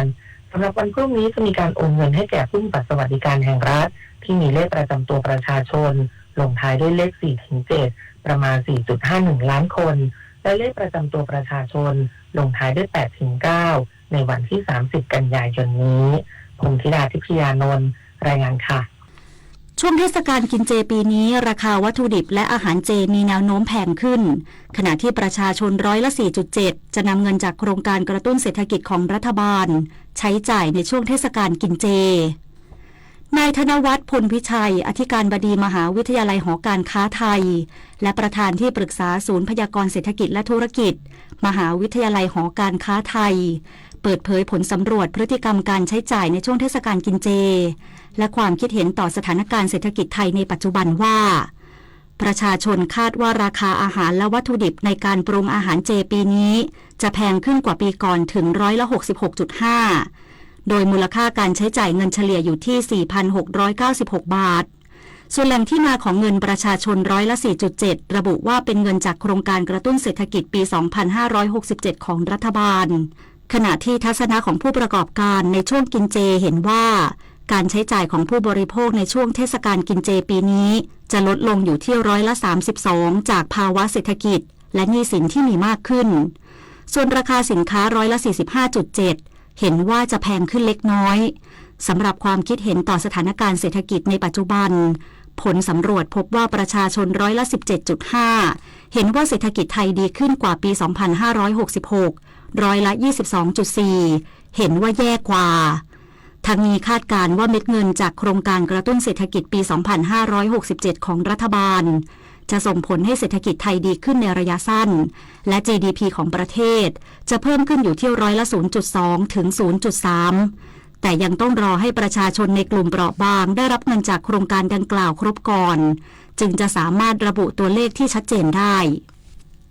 ททท.จัดแคมเปญว้าว Thailand Passport Privilege ผลักดันรายได้จากการท่องเที่ยวปีนี้ให้เป็นไปตามเป้าหมาย 3.5 ล้านบาทนางสาวถาปณีเกียรติไพบูลย์ผู้ว่าการท่องเที่ยวแห่งประเทศไทยหรือททท.กล่าวว่าททท.เร่งดำเนินมาตรการส่งเสริมการท่องเที่ยวอย่างต่อเนื่องตามนโยบายของรัฐบาลเพื่อให้การฟื้นตัวของภาคการท่องเที่ยวเป็นไปตามเป้าหมายที่กำหนดไว้โดยเฉพาะในช่วงไตรมาสสุดท้ายของปี 2567 ซึ่งเป็นช่วงไฮซีซั่นของการท่องเที่ยวไทยจึงจัดแคมเปญ Wow Thailand Passport Privilege มอบส่วนลดสิทธิพิเศษและของที่ระลึกให้กับนักท่องเที่ยวต่างชาติที่เดินทางเข้าประเทศไทยในช่วงเดือนพฤศจิกายนถึงธันวาคมนี้เพื่อดึงดูดนักท่องเที่ยวต่างชาติอาทิจีนเกาหลีใต้ญี่ปุ่นไต้หวันและตลาดต่างประเทศระยะไกลเช่นสหราชอาณาจักรอเมริกาแคนาดาและกลุ่มประเทศในทวีปยุโรปเพื่อผลักดันสู่เป้าหมาย 36.7 ล้านคนสร้างรายได้จากการท่องเที่ยว 3.5 ล้านบาทในปีนี้เพื่อให้ไทยเป็นทัวริซึมฮับของภูมิภาคด้านนางสรัญญาบุญยวัฒน์ผู้ช่วยกรรมการผู้อำนวยการใหญ่สายยุทธศาสตร์บริษัทท่าอากาศยานไทยจำกัดมหาชนกล่าวว่าได้ให้การสนับสนุนโครงการ Amazing Thailand Passport Privilege โดยท่าอากาศยาน 3 แห่งได้แก่ท่าอากาศยานสุวรรณภูมิดอนเมืองและภูเก็ตซึ่งมีนักท่องเที่ยวต่างชาติเดินทางเข้ามาจำนวนมากได้มอบของที่ระลึกให้กับนักท่องเที่ยวชาวต่างชาติที่เดินทางมายังประเทศไทยเพื่อช่วยดึงดูดนักท่องเที่ยวและช่วยกระตุ้นให้เกิดการเดินทางมากยิ่งขึ้นทั้งนี้โครงการดังกล่าวได้ดำเนินการใน 4 กิจกรรมได้แก่การแจกของที่ระลึกตามแนวคิด Fight Must Do in Thailand จำนวน 100,000 ชิ้นมอบส่วนลดและสิทธิพิเศษให้นักท่องเที่ยว 10,000 คนแรกที่ลงทะเบียนเข้าร่วมโครงการพร้อมของรางวัลสุดพิเศษบัตรโดยสารเครื่องบินภายในประเทศส่วนลดที่พักร้านอาหารและกิจกรรมต่างๆอีก20รางวัลรวมมูลค่า 700,000 บาทอีกทั้งยังได้ลุ้นรับของรางวัลมูลค่ารวม 300,000 บาทจากการสุ่มรายชื่อของนักท่องเที่ยวที่ลงทะเบียนเข้าร่วมโครงการอีกด้วยวาริศราโตปะรายงานกรรมการข้าราชการตำรวจผู้ทรงคุณวุฒิคาดว่าจะมีการพิจารณาตำแหน่งผู้บัญชาการตำรวจแห่งชาติคนใหม่หลังกฎกตร.ที่เกี่ยวกับการแต่งตั้งมีผลบังคับใช้ใหม่วันที่ 2 ตุลาคมนี้พลตำรวจเอกวินัยทองสองกรรมการข้าราชการตำรวจหรือกตร.ผู้ทรงคุณวุฒิเปิดเผยถึงการแต่งตั้งผู้บัญชาการตำรวจแห่งชาติคนใหม่ที่มีความล่าช้าว่าเป็นเพราะต้องรอกฎกตร.เกี่ยวกับการแต่งตั้งซึ่งจะมีผลบังคับใช้ในวันที่ 2 ตุลาคมนี้ซึ่งขณะนี้นางสาวแพทองธารชินวัตรนายกรัฐมนตรีในฐานะประธานกตร. ยังไม่ได้กำหนดวันประชุมเชื่อว่าจะสามารถแต่งตั้งผู้บัญชาการตำรวจแห่งชาติคนใหม่ได้ภายในเดือนตุลาคมนี้ส่วนผู้ที่มีโอกาสได้รับการพิจารณาขณะนี้มี3คนคือพลตำรวจเอกกิตตรัตน์พันเพชรรองผู้บัญชาการตำรวจแห่งชาติพลตำรวจเอกธนาชูวงศ์รองผู้บัญชาการตำรวจแห่งชาติและพลตำรวจเอกไกรบุญสวดทรงเจรตำรวจแห่งชาติซึ่งนายกรัฐมนตรีจะเป็นผู้เสนอรายชื่อให้ที่ประชุมกตร.ให้ความเห็นชอบโดยพิจารณาตามกฎหมายพรบข้าราชการตำรวจเชื่อว่าหลังจากวันที่2ไปแล้วเนี่ยก็คงจะมีการประชุมในการประชุมเนี่ยท่านนายกจะเสนอผู้ที่มีความเหมาะสมให้คณะกรรมการกตร.ได้พิจารณากรมคุมประพฤติร่วมกับภาคเอกชนส่งเสริมเส้นทางอาชีพสร้างโอกาสสร้างงานสร้างรายได้ให้ผู้ถูกคุมประพฤติให้สามารถกลับสู่สังคมได้อย่างมีศักยภาพพันตำรวจเอกทวีสอดส่องรัฐมนตรีว่าการกระทรวงยุติธรรมเป็นประธานในพิธีลงนามบันทึกข้อตกลงความร่วมมือในการสร้างงานสร้างอาชีพให้แก่ผู้ที่อยู่ในความดูแลของกรมคุมประพฤติระหว่างกรมคุมประพฤติสมาคมช่างผมเสริมสวยแห่งประเทศไทยและสมาคมเดอะเชฟประเทศไทยพร้อมกล่าวว่าความร่วมมือในวันนี้จะเกิดผลดีในแง่การส่งเสริมและพัฒนาคุณภาพชีวิตของผู้ที่อยู่ในความดูแลของกรมคุมประพฤติให้ได้รับโอกาสทางด้านการประกอบอาชีพมีรายได้เลี้ยงตนเองและครอบครัวตลอดจนแสดงให้สังคมเห็นศักยภาพว่าหากได้รับการสนับสนุนส่งเสริมก็สามารถพัฒนาไปในทางที่ดีเป็นกำลังสำคัญให้กับสังคมได้นโยบายของรัฐบาลเราจะคืนคนเราจะทำให้คนมีคุณภาพกลับไปอยู่ในชุมชนอยู่ในสังคมเพราะไปสร้างความสุขให้ชุมชนที่สำคัญคนพวกนี้คืออนาคตเขาจะต้องโตเป็นอนาคตอันนี้เราต้องพยายามก้าวพลาดในเรื่องการเลือกปฏิบัติมองเขาว่าเป็นผู้กระทำผิดหรือเป็นนักโทษนะนอกจากนี้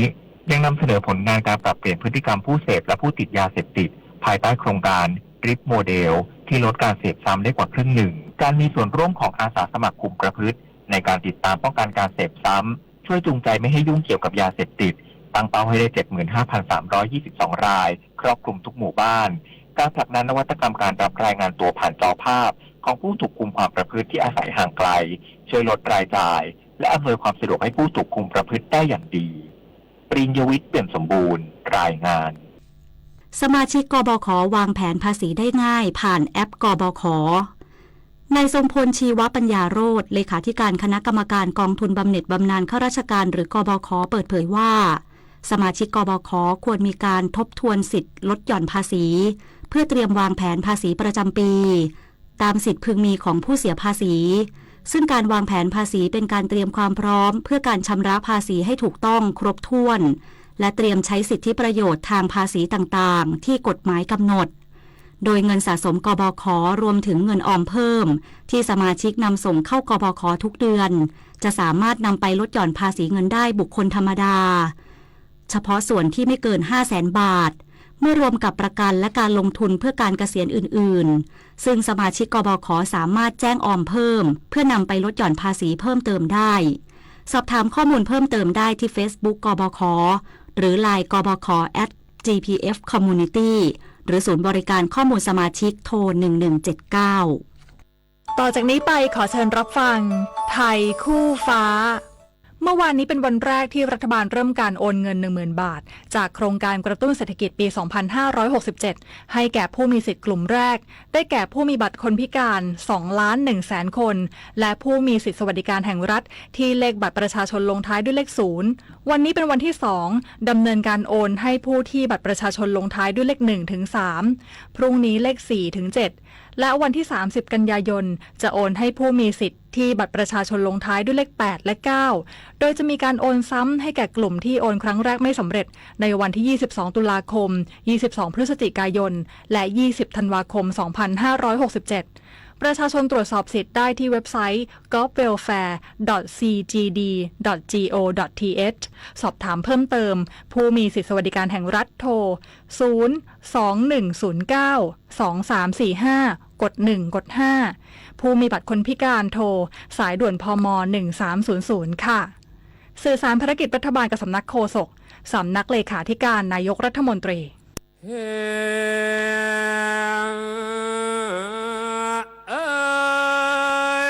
เนื่อง ในโอกาสพระราชพิธีมหามงคลเฉลิมพระชนมพรรษา6 รอบ 28 กรกฎาคม 2567 ขอเชิญประชาชนเฝ้าทูลละอองธุลีพระบาทรับเสด็จและถวายพระพรชัยมงคลพระบาทสมเด็จพระเจ้าอยู่หัวและสมเด็จพระนางเจ้าพระบรมราชินีเสด็จพระราชดำเนินไปทรงบำเพ็ญพระราชกุศลถวายผ้าพระกฐินโดยขบวนพยุหญาตราทางชลมารตลอด2 ฝั่งแม่น้ำเจ้าพระยาตั้งแต่สะพานพระราม 8 จนถึงวัดอรุณราชวรารามในวันอาทิตย์ที่ 27 ตุลาคม 2567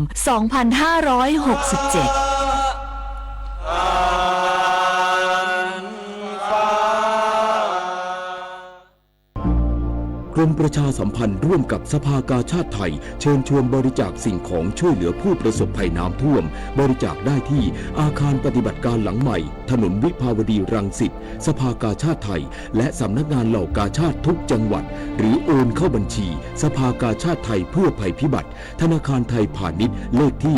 045-3-04637-0 โทร 092-246-9633ต่อไปรับฟังข่าวต่างประเทศค่ะ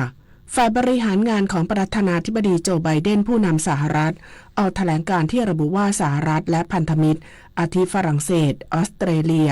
สหรัฐอาหรับเอมิเรตส์และสหภาพยุโรปลงนามข้อเสนอหยุดยิงชั่วคราวในเลบานอน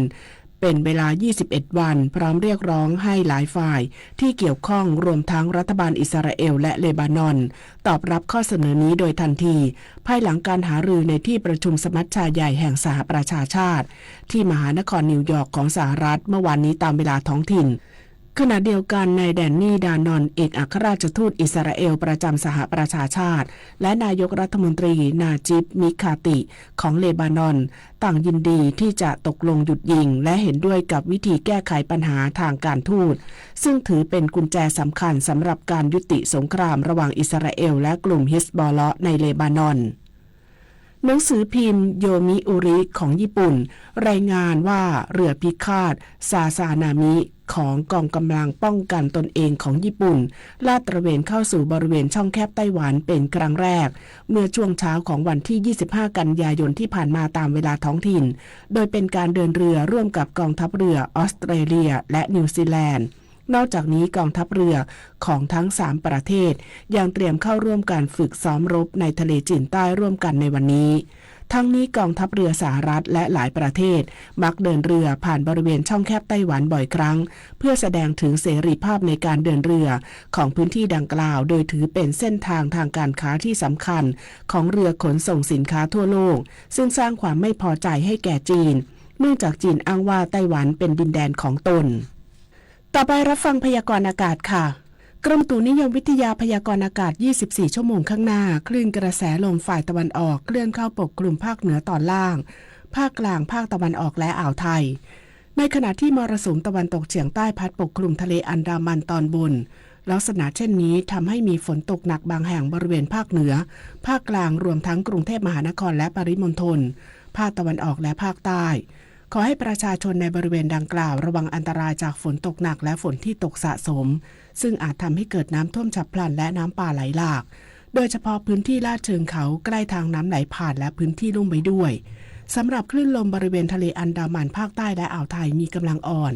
ทำให้ทะเลอันดามันและอ่าวไทยมีคลื่นสูงประมาณ1 เมตรบริเวณที่มีฝนฟ้าคะนองคลื่นสูงมากกว่า2 เมตรขอให้ชาวเรือในบริเวณดังกล่าวเดินเรือด้วยความระมัดระวังและหลีกเลี่ยงการเดินเรือในบริเวณที่มีฝนฟ้าคะนองไว้ด้วย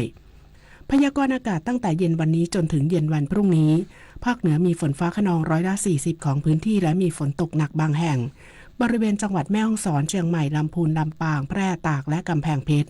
ภาคตะวันออกเฉียงเหนือมีฝนฟ้าคะนอง40%ของพื้นที่ส่วนมากบริเวณจังหวัดเลยชัยภูมิหนองคายบึงกาฬนครราชสีมาสุรินทร์ศรีสะเกษและอุบลราชธานีภาคกลางมีฝนฟ้าคะนอง60%ของพื้นที่และมีฝนตกหนักบางแห่งบริเวณจังหวัดนครสวรรค์อุทัยธานีชัยนาทกาญจนบุรีสุพรรณบุรีพระนครศรีอยุธยาราชบุรีนครปฐมสมุทรสงครามและสมุทรสาครภาคตะวันออกมีฝนฟ้าคะนอง60%ของพื้นที่และมีฝนตกหนักบางแห่งบริเวณจังหวัดนครนายกปราจีนบุรีชลบุรีระยองจันทบุรีและตราดลมตะวันออกเฉียงใต้ความเร็ว 10-30 กิโลเมตรต่อชั่วโมง ทะเลมีคลื่นสูงประมาณ1เมตรบริเวณที่มีฝนฟ้าคะนองคลื่นสูงมากกว่า2เมตรภาคใต้ฝั่งตะวันออกมีฝนฟ้าคะนอง60%ของพื้นที่และมีฝนตกหนักบางแห่งบริเวณจังหวัดสุราษฎร์ธานีนครศรีธรรมราชพัทลุงสงขลายะลาและนราธิวาสลมตะวันออกเฉียงใต้ความเร็ว 10-30 กิโลเมตรต่อชั่วโมงทะเลมีคลื่นสูงประมาณ1เมตรบริเวณที่มีฝนฟ้าคะนองคลื่นสูงมากกว่า2เมตรภาคใต้ฝั่งตะวันตกมีฝนฟ้าคะนอง60%ของพื้นที่และมีฝนตกหนักบางแห่งบริเวณจังหวัดกระบี่ตรังและสตูลลมตะวันออกความเร็ว 10-30 กิโลเมตรต่อชั่วโมงทะเลมีคลื่นสูงประมาณ1เมตรบริเวณที่มีฝนฟ้าคะนองคลื่นสูงมากกว่า2เมตรกรุงเทพมหานครและปริมณฑลมีฝนฟ้าคะนอง60%ของพื้นที่และมีฝนตกหนักบางแห่งสภาวะระดับน้ำในแม่น้ำเจ้าพระยาที่หน้ากองบัญชาการกองทัพเรือคำนวณโดยกรมอุทกศาสตร์กองทัพเรือวันพรุ่งนี้ที่ภาชนะใดอำเภอโขงเจียมจังหวัดอุบลราชธานีดวงอาทิตย์ขึ้นเวลา 5:47 นาทีกรุงเทพมหานครดวงอาทิตย์ขึ้นเวลา 6:07 นาทีมูลนิธิร่วมจิตน้อมเกล้าเพื่อเยาวชนในพระบรมราชินูปถัมภ์ขอเชิญเฝ้ารับเสด็จสมเด็จพระกนิษฐาธิราชเจ้ากรมสมเด็จพระเทพรัตนราชสุดาสยามบรมราชกุมารีในพิธีพระราชทานเข็มพุ่มเพชรสัญลักษณ์ของมูลนิธิแก่ผู้ว่าราชการจังหวัดและประธานแม่บ้านมหาดไทยจังหวัดผู้เป็นกำลังสำคัญในการปฏิบัติหน้าที่ให้แก่มูลนิธิในวันอาทิตย์ที่ 29 กันยายนนี้ณศาลาว่าการกระทรวงมหาดไทยกรุงเทพมหานครอยากเที่ยวใต้ไปไหนดี ลองไปนราธิวาสสิลงชุมชนดูของดีได้ชิมของอร่อยคุ้มค่าสุดๆมีแบบนี้ด้วยเหรองั้นเราไปกันเลยสัมผัสสังคมพหุวัฒนธรรมดื่มด่ำธรรมชาติที่เกาะยาวเดินป่าฮาลาบาลาชมหมอกหยอกเมฆที่สุขิรินแวะเช็คอินกับเสาธงชาติไทยปลายด้ามขวานมาร่วมกันปลุกกระแสซอฟต์พาวเวอร์กับการท่องเที่ยวชายแดนใต้อย่างเต็มรูปแบบความยุติธรรมเป็นพื้นฐานของความสงบสุขหากปรารถนาจะให้ประเทศมีความสงบสุขก็ต้องอำนวยความยุติธรรมให้แก่ประชาชนพระบรมราโชวาทพระบาทสมเด็จพระเจ้าอยู่หัวจบข่าวเพ็ญศิลป์สงเนียมบรรณาธิการข่าวสรัญญาสิทธิพลและอรัญญาชมชื่นอ่าน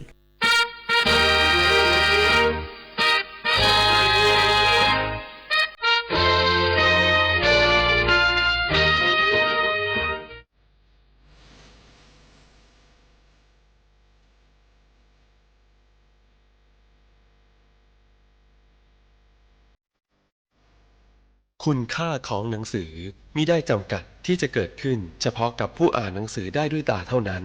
สมาคมคนตาบอดแห่งประเทศไทยมูลนิธิคนตาบอดไทยและสถาบันคนตาบอดแห่งชาติเพื่อการวิจัยและพัฒนาจึงได้ร่วมมือกันจัดทำกลไกสำหรับคุ้มครองสิทธิด้านการรับรู้ข้อมูลข่าวสารให้แก่คนตาบอดและประชาชนผู้ที่มีปัญหาด้านการอ่านขณะเดียวกันก็เพื่อเสนอสื่อทางเลือกให้แก่ผู้ที่รักการอ่านทุกท่านร่วมกับเราเพื่อพิสูจน์ความจริงในข้อนี้ได้ในรายการหนังสือเสียงเพื่อประชาชนสถานีวิทยุกระจายเสียงแห่งประเทศไทยกรมประชาสัมพันธ์ AM 819 กิโลเฮิรตซ์และเครือข่ายทั่วประเทศ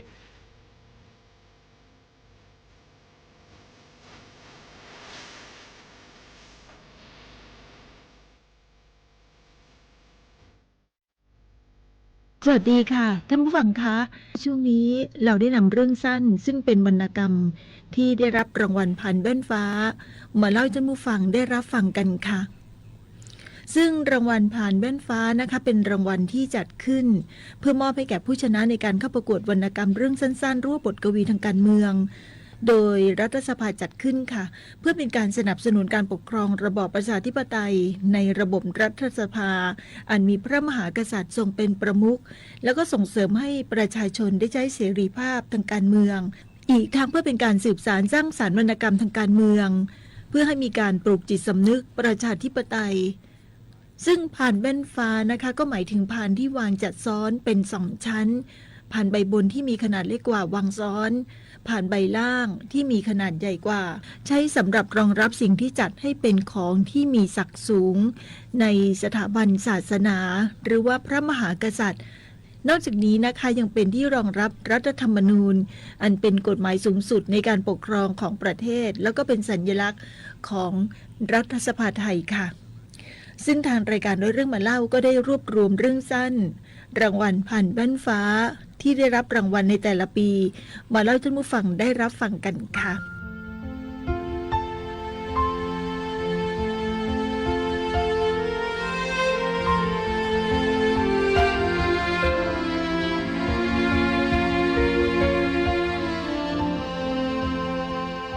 สำหรับเรื่องสั้นวรรณกรรมรางวัลผ่านแว่นฟ้าตอนที่จะนำมาเสนอท่านผู้ฟังในวันอาทิตย์นี้มีชื่อตอนว่าโปรดรักษากติกาและมารยาทโดยนพดลพลกูลค่ะ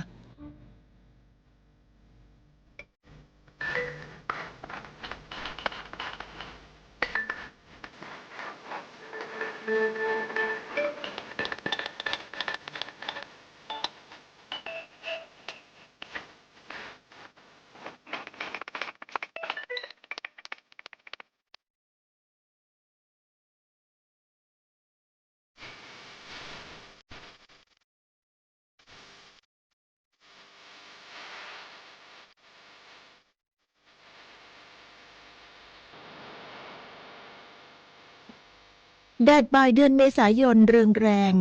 ถนนคอนกรีตสีขาวขุ่นซึ่งลาดผ่านมาจากประตูด้านหน้าโรงเรียน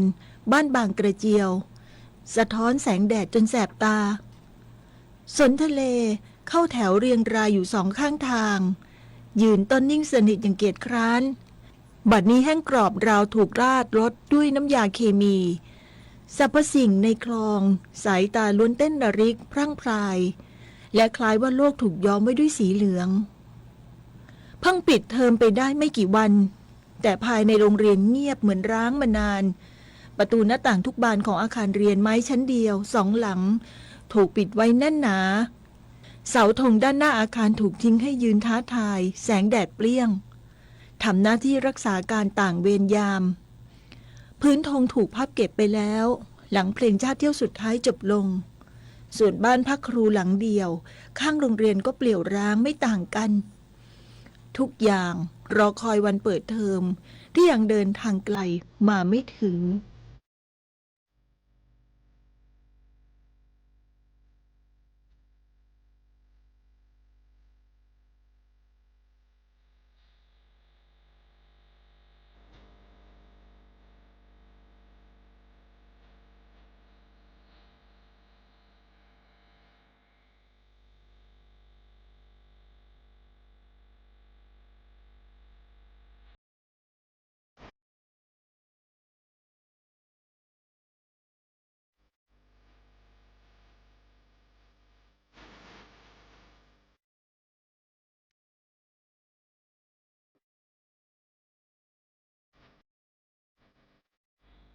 ช้ำฉาใหญ่ต้นหนึ่ง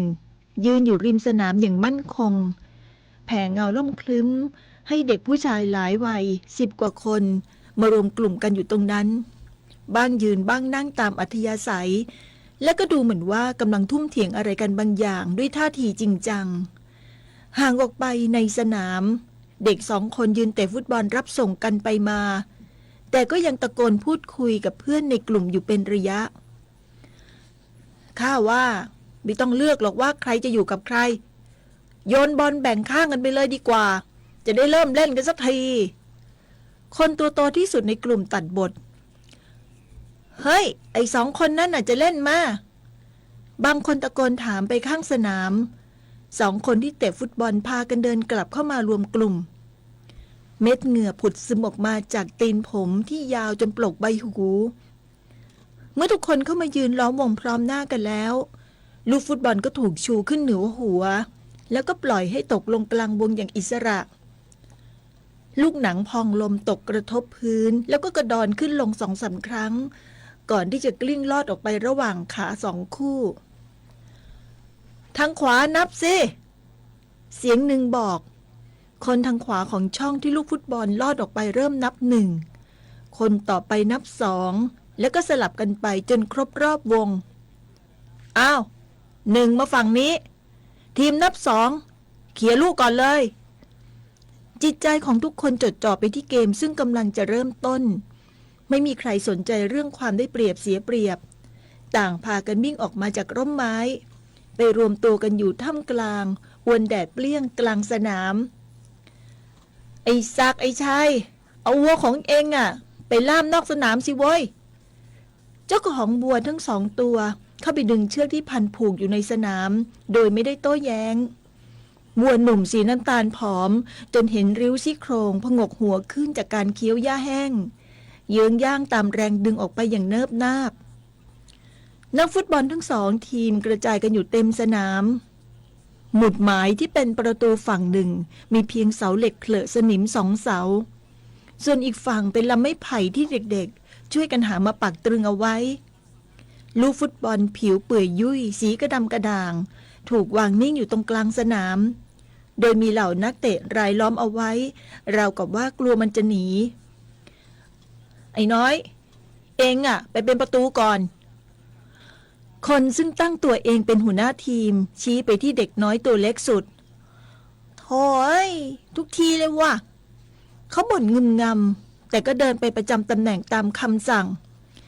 นะเดี๋ยวค่อยเปลี่ยนเอาลูกแรกถอดเสื้อกันนะเขากล่าวย้ำกติกาเดิมๆซึ่งทุกคนก็รู้ดีกันอยู่แล้วพร้อมออกแรงเตะลูกส่งไปยังเพื่อนร่วมทีมเกมฟุตบอลเริ่มขึ้นตั้งแต่ตอนนั้นละอองฝุ่นสีขาวหม่นฟุ้งกระจายไปทั่วสนามหากมองจากภายนอกจะเห็นเพียงเสื้อหลากสีเคลื่อนไหวไปมาอยู่เป็นกลุ่มตามทิศทางที่ลูกฟุตบอลถูกส่งให้กระเด็นไปและไม่อาจแยกแยะได้ว่าใครอยู่ฝ่ายไหนฟุตบอลลูกเก่ากลิ้งไปหยุดอยู่ที่พุ่มหญ้าแห้งริมสนามเด็กคนหนึ่งพุ่งเข้าไปถึงก่อนใครอื่นเขาเตะลูกกลับเข้าไปกลางสนามอีกครั้งอีกคนหนึ่งใช้เท้าเตะรับเบาๆแล้วก็ลำเลียงลูกไปข้างหน้าอย่างรวดเร็วเด็กคนอื่นวิ่งตามหลังมาเป็นพรวนฝ่ายตรงข้ามคนหนึ่งวิ่งเข้าไปหายื่นเท้าออกไปดักลูกเอาไว้ได้แล้วก็เตะดงสวนกลับไปอีกฝั่งในทันทีเหล่านักฟุตบอลเปลี่ยนทิศทางวิ่งกลับไปเหมือนนัดกันไว้นายประตูขั้วฝีเท้าออกมาหวังคว้าลูกให้ได้ก่อนคนอื่นจะมาถึงแต่ก็เป็นจังหวะเดียวกับที่ลูกฟุตบอลตกลงกระทบพื้นดินแห้งแข็งตรงหน้าแล้วก็กระดอนกลับขึ้นไปอีกครั้งนายประตูตัวเล็กทำได้แค่แงนหน้ามองลูกลอยข้ามหัวขึ้นไปตามแรงมันพุ่งเป็นเส้นโค้งลอดผ่านระหว่างเสาประตูทั้ง2เลยก็ไปตกอยู่ในพงหญ้าด้านหลังมีเสียงดังเฮลั่นมาจากทีมตรงข้ามประสานด้วยคำบ่นจากฝ่ายเดียวกันเอ็งจะออกมาทำไมวะไอ้น้อยก็บอกแล้วไงว่าข้าเป็นประตูไม่ได้อ่ะนายประตูแย้งด้วยสายตาละห้อยไอ้ดำเอ็งอ่ะไปแทนมันหน่อยหัวหน้าทีมกำมารอสั่งการคนรับคำสั่งเดินไปประจำตำแหน่งด้วยสีหน้าบอกอาการเบื่อหน่ายถอดเสื้อเลยเร็วจะได้เล่นกันต่อฝ่ายที่มีแต้มต่อทักท้วงทีมที่เสียประตูพากันถอดเสื้อยืดเก่ามอมแมมออกจากร่างกายอย่างไม่สบอารมณ์แต่ละคนเผยผิวกายดำกล้านซึ่งยามนี้ถูกเคลือบเอาไว้ด้วยหยาดเหงื่อเป็นมันเลื่อมบางคนโยนเสื้อที่ถอดแล้วไปกองไว้ข้างสนามขณะที่บางคนเอามาคลุมไว้เหนือศีรษะแม้ว่าทีมที่พลาดท่าจะถูกถอดเสื้ออย่างไม่เต็มใจนักแต่ก็ไม่มีใครโต้แย้งต่อรองเพราะว่าตระหนักดีว่ามันเป็นกติกาที่ร่วมกำหนดขึ้นมาด้วยกันแล้วเกมก็ดำเนินต่อไปผลัดกันรุกผลัดกันรับผลัดกันยิงประตูกระทั่งดวงแดดสีส้มสุกค่อยๆหลบไปหลังทิวเขานั่นแล้วนักฟุตบอลทั้ง2 ทีมจึงชวนกันออกจากสนามเดินเกาะกลุ่มไปด้วยกันก่อนที่จะแยกย้ายเมื่อถึงปลายทางของตัวเอง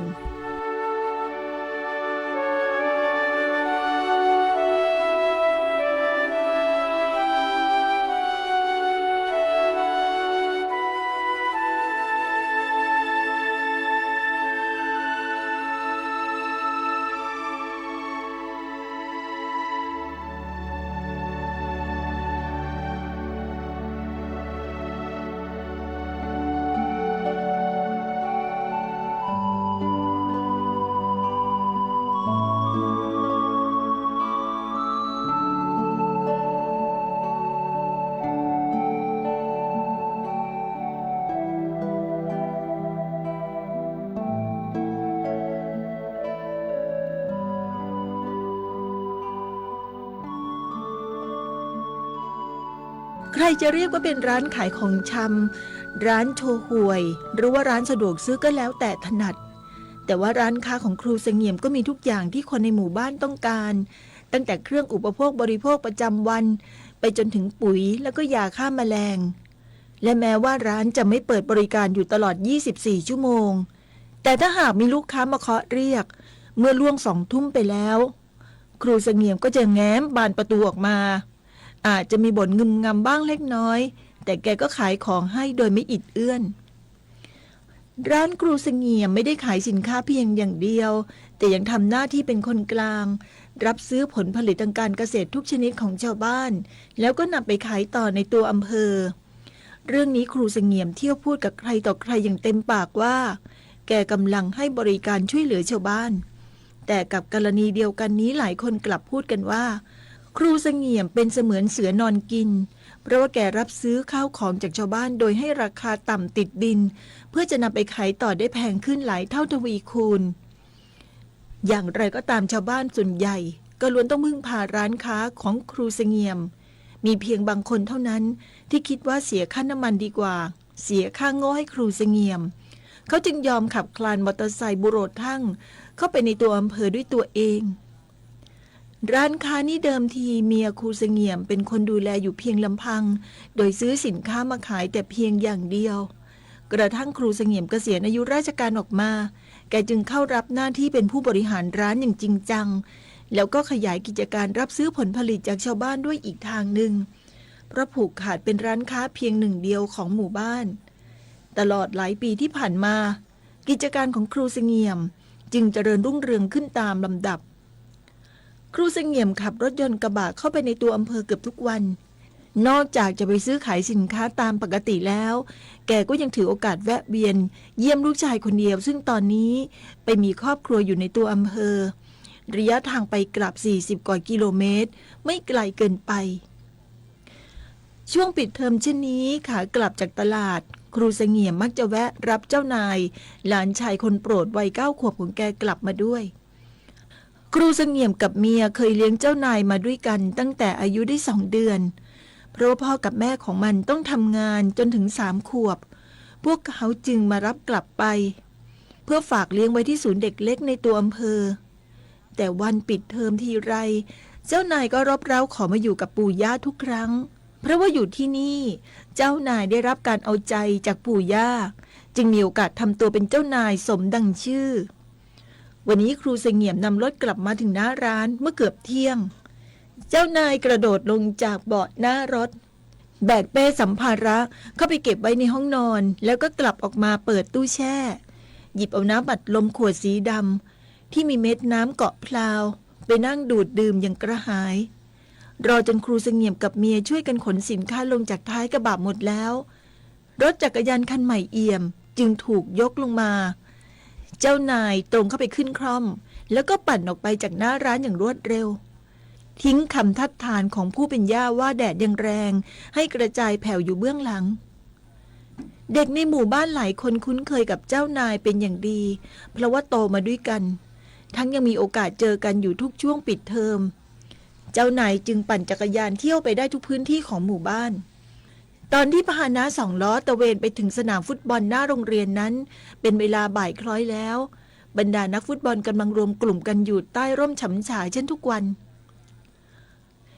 เล่นอะไรกันอยู่หรอเจ้านายส่งเสียงทักเข้าไปในกลุ่มอ้าวนายเตะฟุตบอลด้วยกันไหมเล่าบางคนตอบรับแล้วก็ชวนเชิญอย่างสนิทสนมแทนคำตอบเจ้านายเดินจูงจักรยานเข้าไปในสนามอย่างช้าๆเริ่มต้นด้วยการยืนล้อมวงเพื่อแบ่งข้างเหมือนวันก่อนๆเจ้านายลงไปยืนปะปนอยู่ท่ามกลางนักฟุตบอลทั้ง2 ทีมแต่ด้วยผิวพรรณซึ่งผ่องนวลสะอาดสะอ้านและเสื้อผ้าที่สวมใส่ก็ใหม่เอี่ยมผิดไปจากเด็กในหมู่บ้านคนอื่นๆเจ้านายจึงแลดูโดดเด่นกว่าใครในสนามบรรดาเพื่อนๆที่รายล้อมอยู่มีทั้งคนที่คุ้นหน้าและคนที่ไม่รู้จักกันเลยพูดให้ชัดก็คือเจ้านายจดจำไม่ได้ด้วยซ้ำไปว่าใครบ้างที่อยู่ฝ่ายเดียวกันเกมเปิดฉากด้วยการที่ลูกฟุตบอลถูกส่งจากคนหนึ่งไปยังอีกคนพร้อมกับเสียงย้ำกติกาลูกแรกถอดเสื้อเจ้านายวิ่งไล่ตามแล้วก็เข้าสกัดกั้นตามจังหวะ ไม่นานนักร่างกายก็ถูกฉลมไปด้วยเหงื่อแล้วจู่ๆลูกฟุตบอลก็แหวกอากาศมาตกลงตรงหน้าห่างออกไปไม่ถึง5 ก้าวเจ้านายจำฝีเท้าเข้าไปหาสุดกำลังเด็กชายสกัดลูกเอาไว้ได้ก่อนที่มันจะกระดอนออกไปนอกสนามแล้วก็ลำเลียงขึ้นไปข้างหน้าเร่งเร็วหมุดหมายอยู่ระหว่างเสาประตูทั้งสองข้างที่เห็นอยู่ไม่ไกลนักแต่ก่อนจะไปถึงจุดที่ต้องการเจ้านายก็พลันเหลือบไปเห็นเสื้อยืดลายพลอยตัวหนึ่งยืนอยู่ในตำแหน่งที่เหมาะเจาะสำหรับการสับเท้ายิงประตูและกำลังว่างโล่งไม่มีใครประกบสักคนเดียวเร็วกว่าความคิดเจ้านายบรรจงส่งลูกใส่พานออกไปให้ฟุตบอลพุ่งออกไปตามแรงอย่างแม่นยำแล้วคำถามหนึ่งก็ผุดวาบขึ้นในใจเจ้าหมอนั่นอยู่ทีมเดียวกับเราหรือเปล่าเนาะยังไม่ทันจะตอบคำถามของตัวเองเสียงโวยวายจากเพื่อนร่วมทีมก็ดังลั่นขึ้นเมื่อลูกฟุตบอลถูกเตะสวนออกมาจากเจ้าเสื้อลายนั้นเต็มแรงลอยข้ามหัวทุกคนไปตกอยู่หน้าประตูฝั่งของเจ้านายแล้วก็โชคร้ายที่มีนักเตะทีมตรงข้ามยืนเหนื่อยหอบตกค้างอยู่คนหนึ่งแค่เอี้ยวตัวกลับเจ้าคนนั้นก็ส่งลูกฟุตบอลผ่านเข้าไปในช่องประตูอย่างง่ายดายผู้รักษาประตูได้แต่ยืนมองตามอย่างไม่รู้จะทำอย่างไรมีเสียงร้องด้วยความเสียดายดังระงมและท่ามกลางเสียงนั้นบางคนหล่นคำตำหนิว่าเป็นเพราะความผิดพลาดของเจ้านายโดยแท้เจ้านายถอดเสื้อออกตามกติกาที่ถูกกำหนดเอาไว้เขารู้สึกว่าแดดวันนี้ค่อนข้างแรงกว่าทุกวันและโดยเฉพาะบนใบหน้าให้รู้สึกแสบร้อนมากกว่าส่วนอื่นเกมเลิกลาลงเมื่อเย็นค่ำทุกคนจับกลุ่มกันออกจากสนามหยอกล้อเล่นกันดังก้องไปตามทางโยนผลแพ้ชนะทิ้งไว้ข้างหลังอย่างไม่ใส่ใจมีเพียงเจ้านายเท่านั้นที่กอบเก็บเอาความขุ่นมัวใส่ตะกร้าหน้ารถกลับบ้านไปด้วยแม้ว่าจะพ้นจากสนามมาไกลโขแล้วแต่เสียงตำหนิของเพื่อนร่วมทีมบางคนก็ยังคงดังก้องอยู่ในหูของเด็กชาย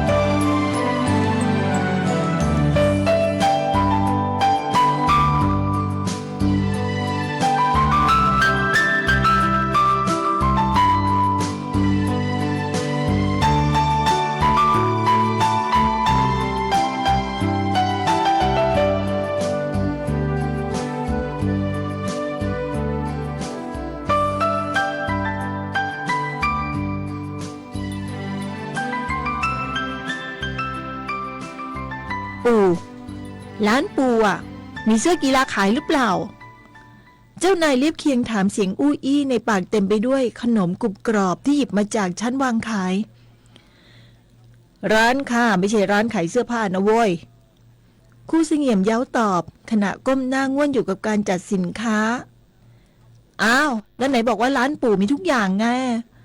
หลานชายตอบปากต่อคำมีทุกอย่างนั่นแหละเว้นแต่เสื้อกีฬาว่าแต่ว่าจะถามทำไมล่ะครับท่านเจ้านายก็จะเอาไปใส่เล่นฟุตบอลน่ะถอดเสื้อมันร้อนนะปู่เจ้านายขยับเข้ามาใกล้เมื่อเห็นผู้เป็นปู่แสดงท่าทีสนใจก่อนแล้วจะถอดทำไมใส่เสื้ออะไรไปถ้าถอดออกมันก็ร้อนทั้งนั้นแหละครูเสงี่ยมหันมามองหลานอย่างสงสัยก็จะได้แยกออกไงปู่ว่าใครอยู่ทีมไหนอ่ะก็เลยต้องถอดเสื้อทีมหนึ่งเจ้านายเฉลยกฎกติกาให้ปู่ฟังข้าเข้าใจละแกก็เลยจะเอาเสื้อไปขายใช่ไหมแม่หัวการค้าสมกับเป็นหลานปู่นะแกครูเสงี่ยมยิ้มชอบใจพวกนั้นน่ะไม่มีเงินซื้อหรอกปู่แบบว่าคือจะให้ปู่เป็นสปอนเซอร์นะครับจะได้โฆษณาร้านไว้ไงเด็กชายพูดแล้วก็เข้าไปบีบนวดที่แขนเบาๆอย่างประจบประแจง แม่แผนเองนี่สูงนะร้านปู่น่ะไม่ต้องการโฆษณาหรอกครูเสงี่ยมแซงตีสีหน้าดุพลางพูดไม่มีหรอกนะเสื้อกีฬาน่ะมีแต่เสื้อยืดที่บริษัทปุ๋ยมันให้มาแจกลูกค้ากองอยู่ในซอกนั่นน่ะไปหยิบเอาสิเจ้านายเข้าไปรื้อถุงเสื้อซึ่งมียี่ห้อปุ๋ยเคมีประทับอยู่เต็มแผ่นหลังออกมาเขาหยิบเลือกเอาเสื้อยืดสีเขียวแล้วก็สีเหลืองอย่างละเท่ากันตามจำนวนเพื่อนนักฟุตบอลแต่ก็ยังไม่ไวหันไปถามผู้เป็นปู่อย่างเครือบแคลงบริษัทน่ะเขาให้มาแถมลูกค้าไม่ใช่เหรอปู่เฮ้ยใครจะไปรู้ล่ะปู่ไม่แถมให้มันล็อกจะเอาไว้ขายเล่นๆตัวละ40-50 บาทเอาไปเถอะอย่าสงสัยให้มากความครูเสงี่ยมตัดบทแล้วก็เดินเลี่ยงไปจัดสินค้าต่อทิ้งให้หลานชายยืนมองกองเสื้อยืดตรงหน้าอย่างพึงใจคุณกำลังฟังรายการหนังสือเสียงเพื่อประชาชนโครงการนำร่องวิทยุบริการการอ่านเพื่อประชาชนสถานีวิทยุกระจายเสียงแห่งประเทศไทยกรมประชาสัมพันธ์ AM 819 กิโลเฮิรตซ์และเครือข่ายทั่วประเทศร่วมแสดงความคิดเห็นได้ที่โทรศัพท์02-248-0555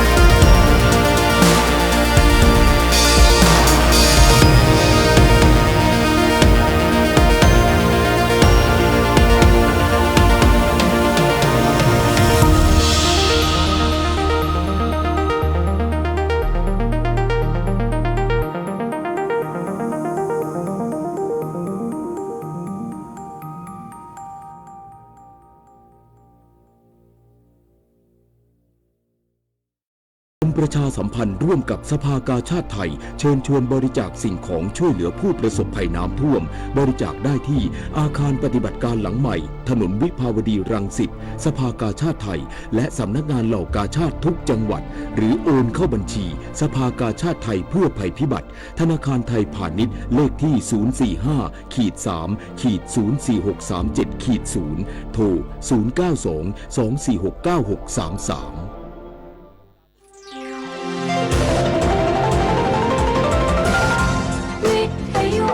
ประเทศไทยให้ความรู้กู้ความสุขประเทศไทย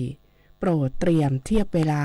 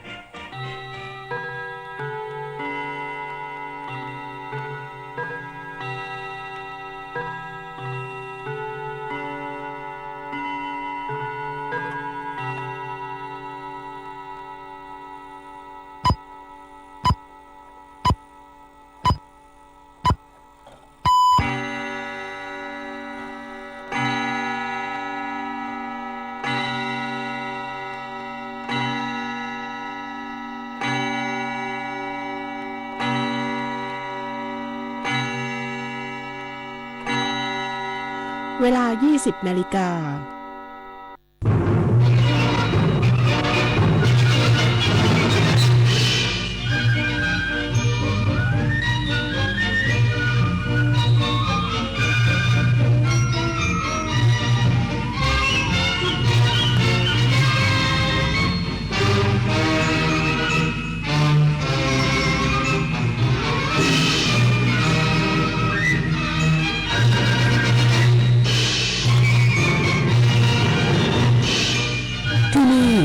สถานีวิทยุกระจายเสียงแห่งประเทศไทยต่อไปเสนอข่าวซึ่งมีหัวข้อข่าวดังนี้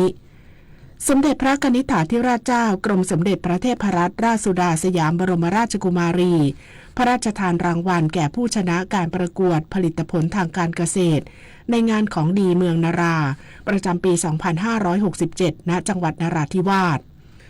สำนักงานตำรวจแห่งชาติและหน่วยงานที่เกี่ยวข้องร่วมปราบซิมผีบัญชีม้า 16 วันจับกลุ่มได้กว่า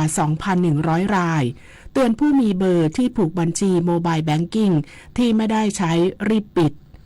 บุษนันท์ อึ้งบำรุงพันธ์ผ่านเข้ารอบรองชนะเลิศการแข่งขันแบดมินตันเวิลด์ทัวร์รายการมาเก๊าโอเพ่นต่อไปเป็นรายละเอียดของข่าวในพระราชสำนักพระบรมมหาราชวังวันพฤหัสบดีที่ 26 กันยายน พุทธศักราช 2567 วันนี้เวลา 8:02 นาทีสมเด็จพระกนิษฐาธิราชเจ้ากรมสมเด็จพระเทพรัตนราชสุดาเจ้าฟ้ามหาจักรีสิรินธรมหาวชิราลงกรณ์วรราชภักดีสิริกิติ์จากการิณีพีรยพัฒน์รัตสีมาคุณากรปิยชาติสยามบรมราชกุมารีเสด็จพระราชดำเนินโดยรถยนต์พระที่นั่งจากเรือนรับรองพิเศษศูนย์ศึกษาการพัฒนาพิกุลทองอันเนื่องมาจากพระราชดำริอำเภอเมืองนราธิวาสจังหวัดนราธิวาสไปพระราชทานรางวัลแก่ผู้ชนะการประกวดผลิตผลทางการเกษตรและถ้วยรางวัลแก่เจ้าของนกเขาที่ชนะการแข่งขันกับทอดพระเนตรนิทรรศการในงานวันลองกองงานศิลปาชีพและงานกระจูดในงานของดีเมืองนาราครั้งที่ 47 ประจำปี 2567 ณ สวนสาธารณะเฉลิมพระเกียรติ6 รอบพระชนมพรรษาอำเภอเมืองนราธิวาสจังหวัดนราธิวาสเวลา 10:30 นาทีพระบาทสมเด็จพระเจ้าอยู่หัวทรงพระกรุณาโปรดเกล้าโปรดกระหม่อมให้พลเอกสุรยุทธ์จุลานนท์ประธานองคมนตรีเป็นผู้แทนพระองค์ไปมอบปริญญาบัตรแก่ผู้สำเร็จการศึกษาจากมหาวิทยาลัยเทคโนโลยีราชมงคลศรีวิชัยประจำปีการศึกษา 2566 ณศูนย์ประชุมนานาชาติฉลองสิริราชสมบัติครบ 60 ปีอำเภอหาดใหญ่จังหวัดสงขลาในวันเดียวกันนี้เวลา 10:30 นาทีพระบาทสมเด็จพระเจ้าอยู่หัวทรงพระกรุณาโปรดเกล้าโปรดกระหม่อมให้นายเกษมวัฒนชัยองคมนตรีเป็นผู้แทนพระองค์ไปมอบปริญญาบัตรแก่ผู้สำเร็จการศึกษาจากมหาวิทยาลัยสวนดุสิตประจำปีการศึกษา 2565 ณ หอประชุมสิริวรปัญญามหาวิทยาลัยราชภัฏนครปฐมอำเภอเมืองนครปฐมจังหวัดนครปฐมอันหนึ่งเมื่อวันพุธที่ 25 กันยายน 2567 เวลา 8:20 นาทีสมเด็จพระกนิษฐาธิราชเจ้ากรมสมเด็จพระเทพรัตนราชสุดาสยามบรมราชกุมารีเสด็จพระราชดำเนินโดยรถยนต์พระที่นั่งจากเรือนรับรองพิเศษศูนย์ศึกษาการพัฒนาพิกุลทองอันเนื่องมาจากพระราชดำริอำเภอเมืองนราธิวาสจังหวัดนราธิวาสไปยังสนามเฮลิคอปเตอร์พระตำหนักทักษิณราชนิเวศอำเภอเมืองนราธิวาสจังหวัดนราธิวาสเพื่อประทับเฮลิคอปเตอร์พระที่นั่งเสด็จพระราชดำเนินไปส่งเยี่ยมโรงเรียนตำรวจตระเวนชายแดนพลเอกนวลคุณหญิงบานชื่นจันตรีอำเภอสะบ้าย้อยจังหวัดสงขลาครั้นเสด็จพระราชดำเนินถึงพระราชทานพระราชวโรกาสให้ครูใหญ่กราบบังคมทูลรายงานความก้าวหน้าการดำเนินงานของโรงเรียนและความก้าวหน้าของโครงการตามพระราชดำริจากนั้นเสด็จพระราชดำเนินไปทอดพระเนตรกิจกรรมต่างๆของโรงเรียนอาทิกิจกรรมการเคลื่อนไหวและจังหวะของนักเรียนระดับชั้นอนุบาลกิจกรรมห้องสมุดกิจกรรมการแปรรูปส้มแขกหยีมีเจ้าหน้าที่จากสำนักงานเกษตรอำเภอสะบ้าย้อยเข้ามาสอนนักเรียนชั้นประถมศึกษาปีที่ 4 ถึงชั้นประถมศึกษาปีที่ 6ทำการแปรรูปส้มแขก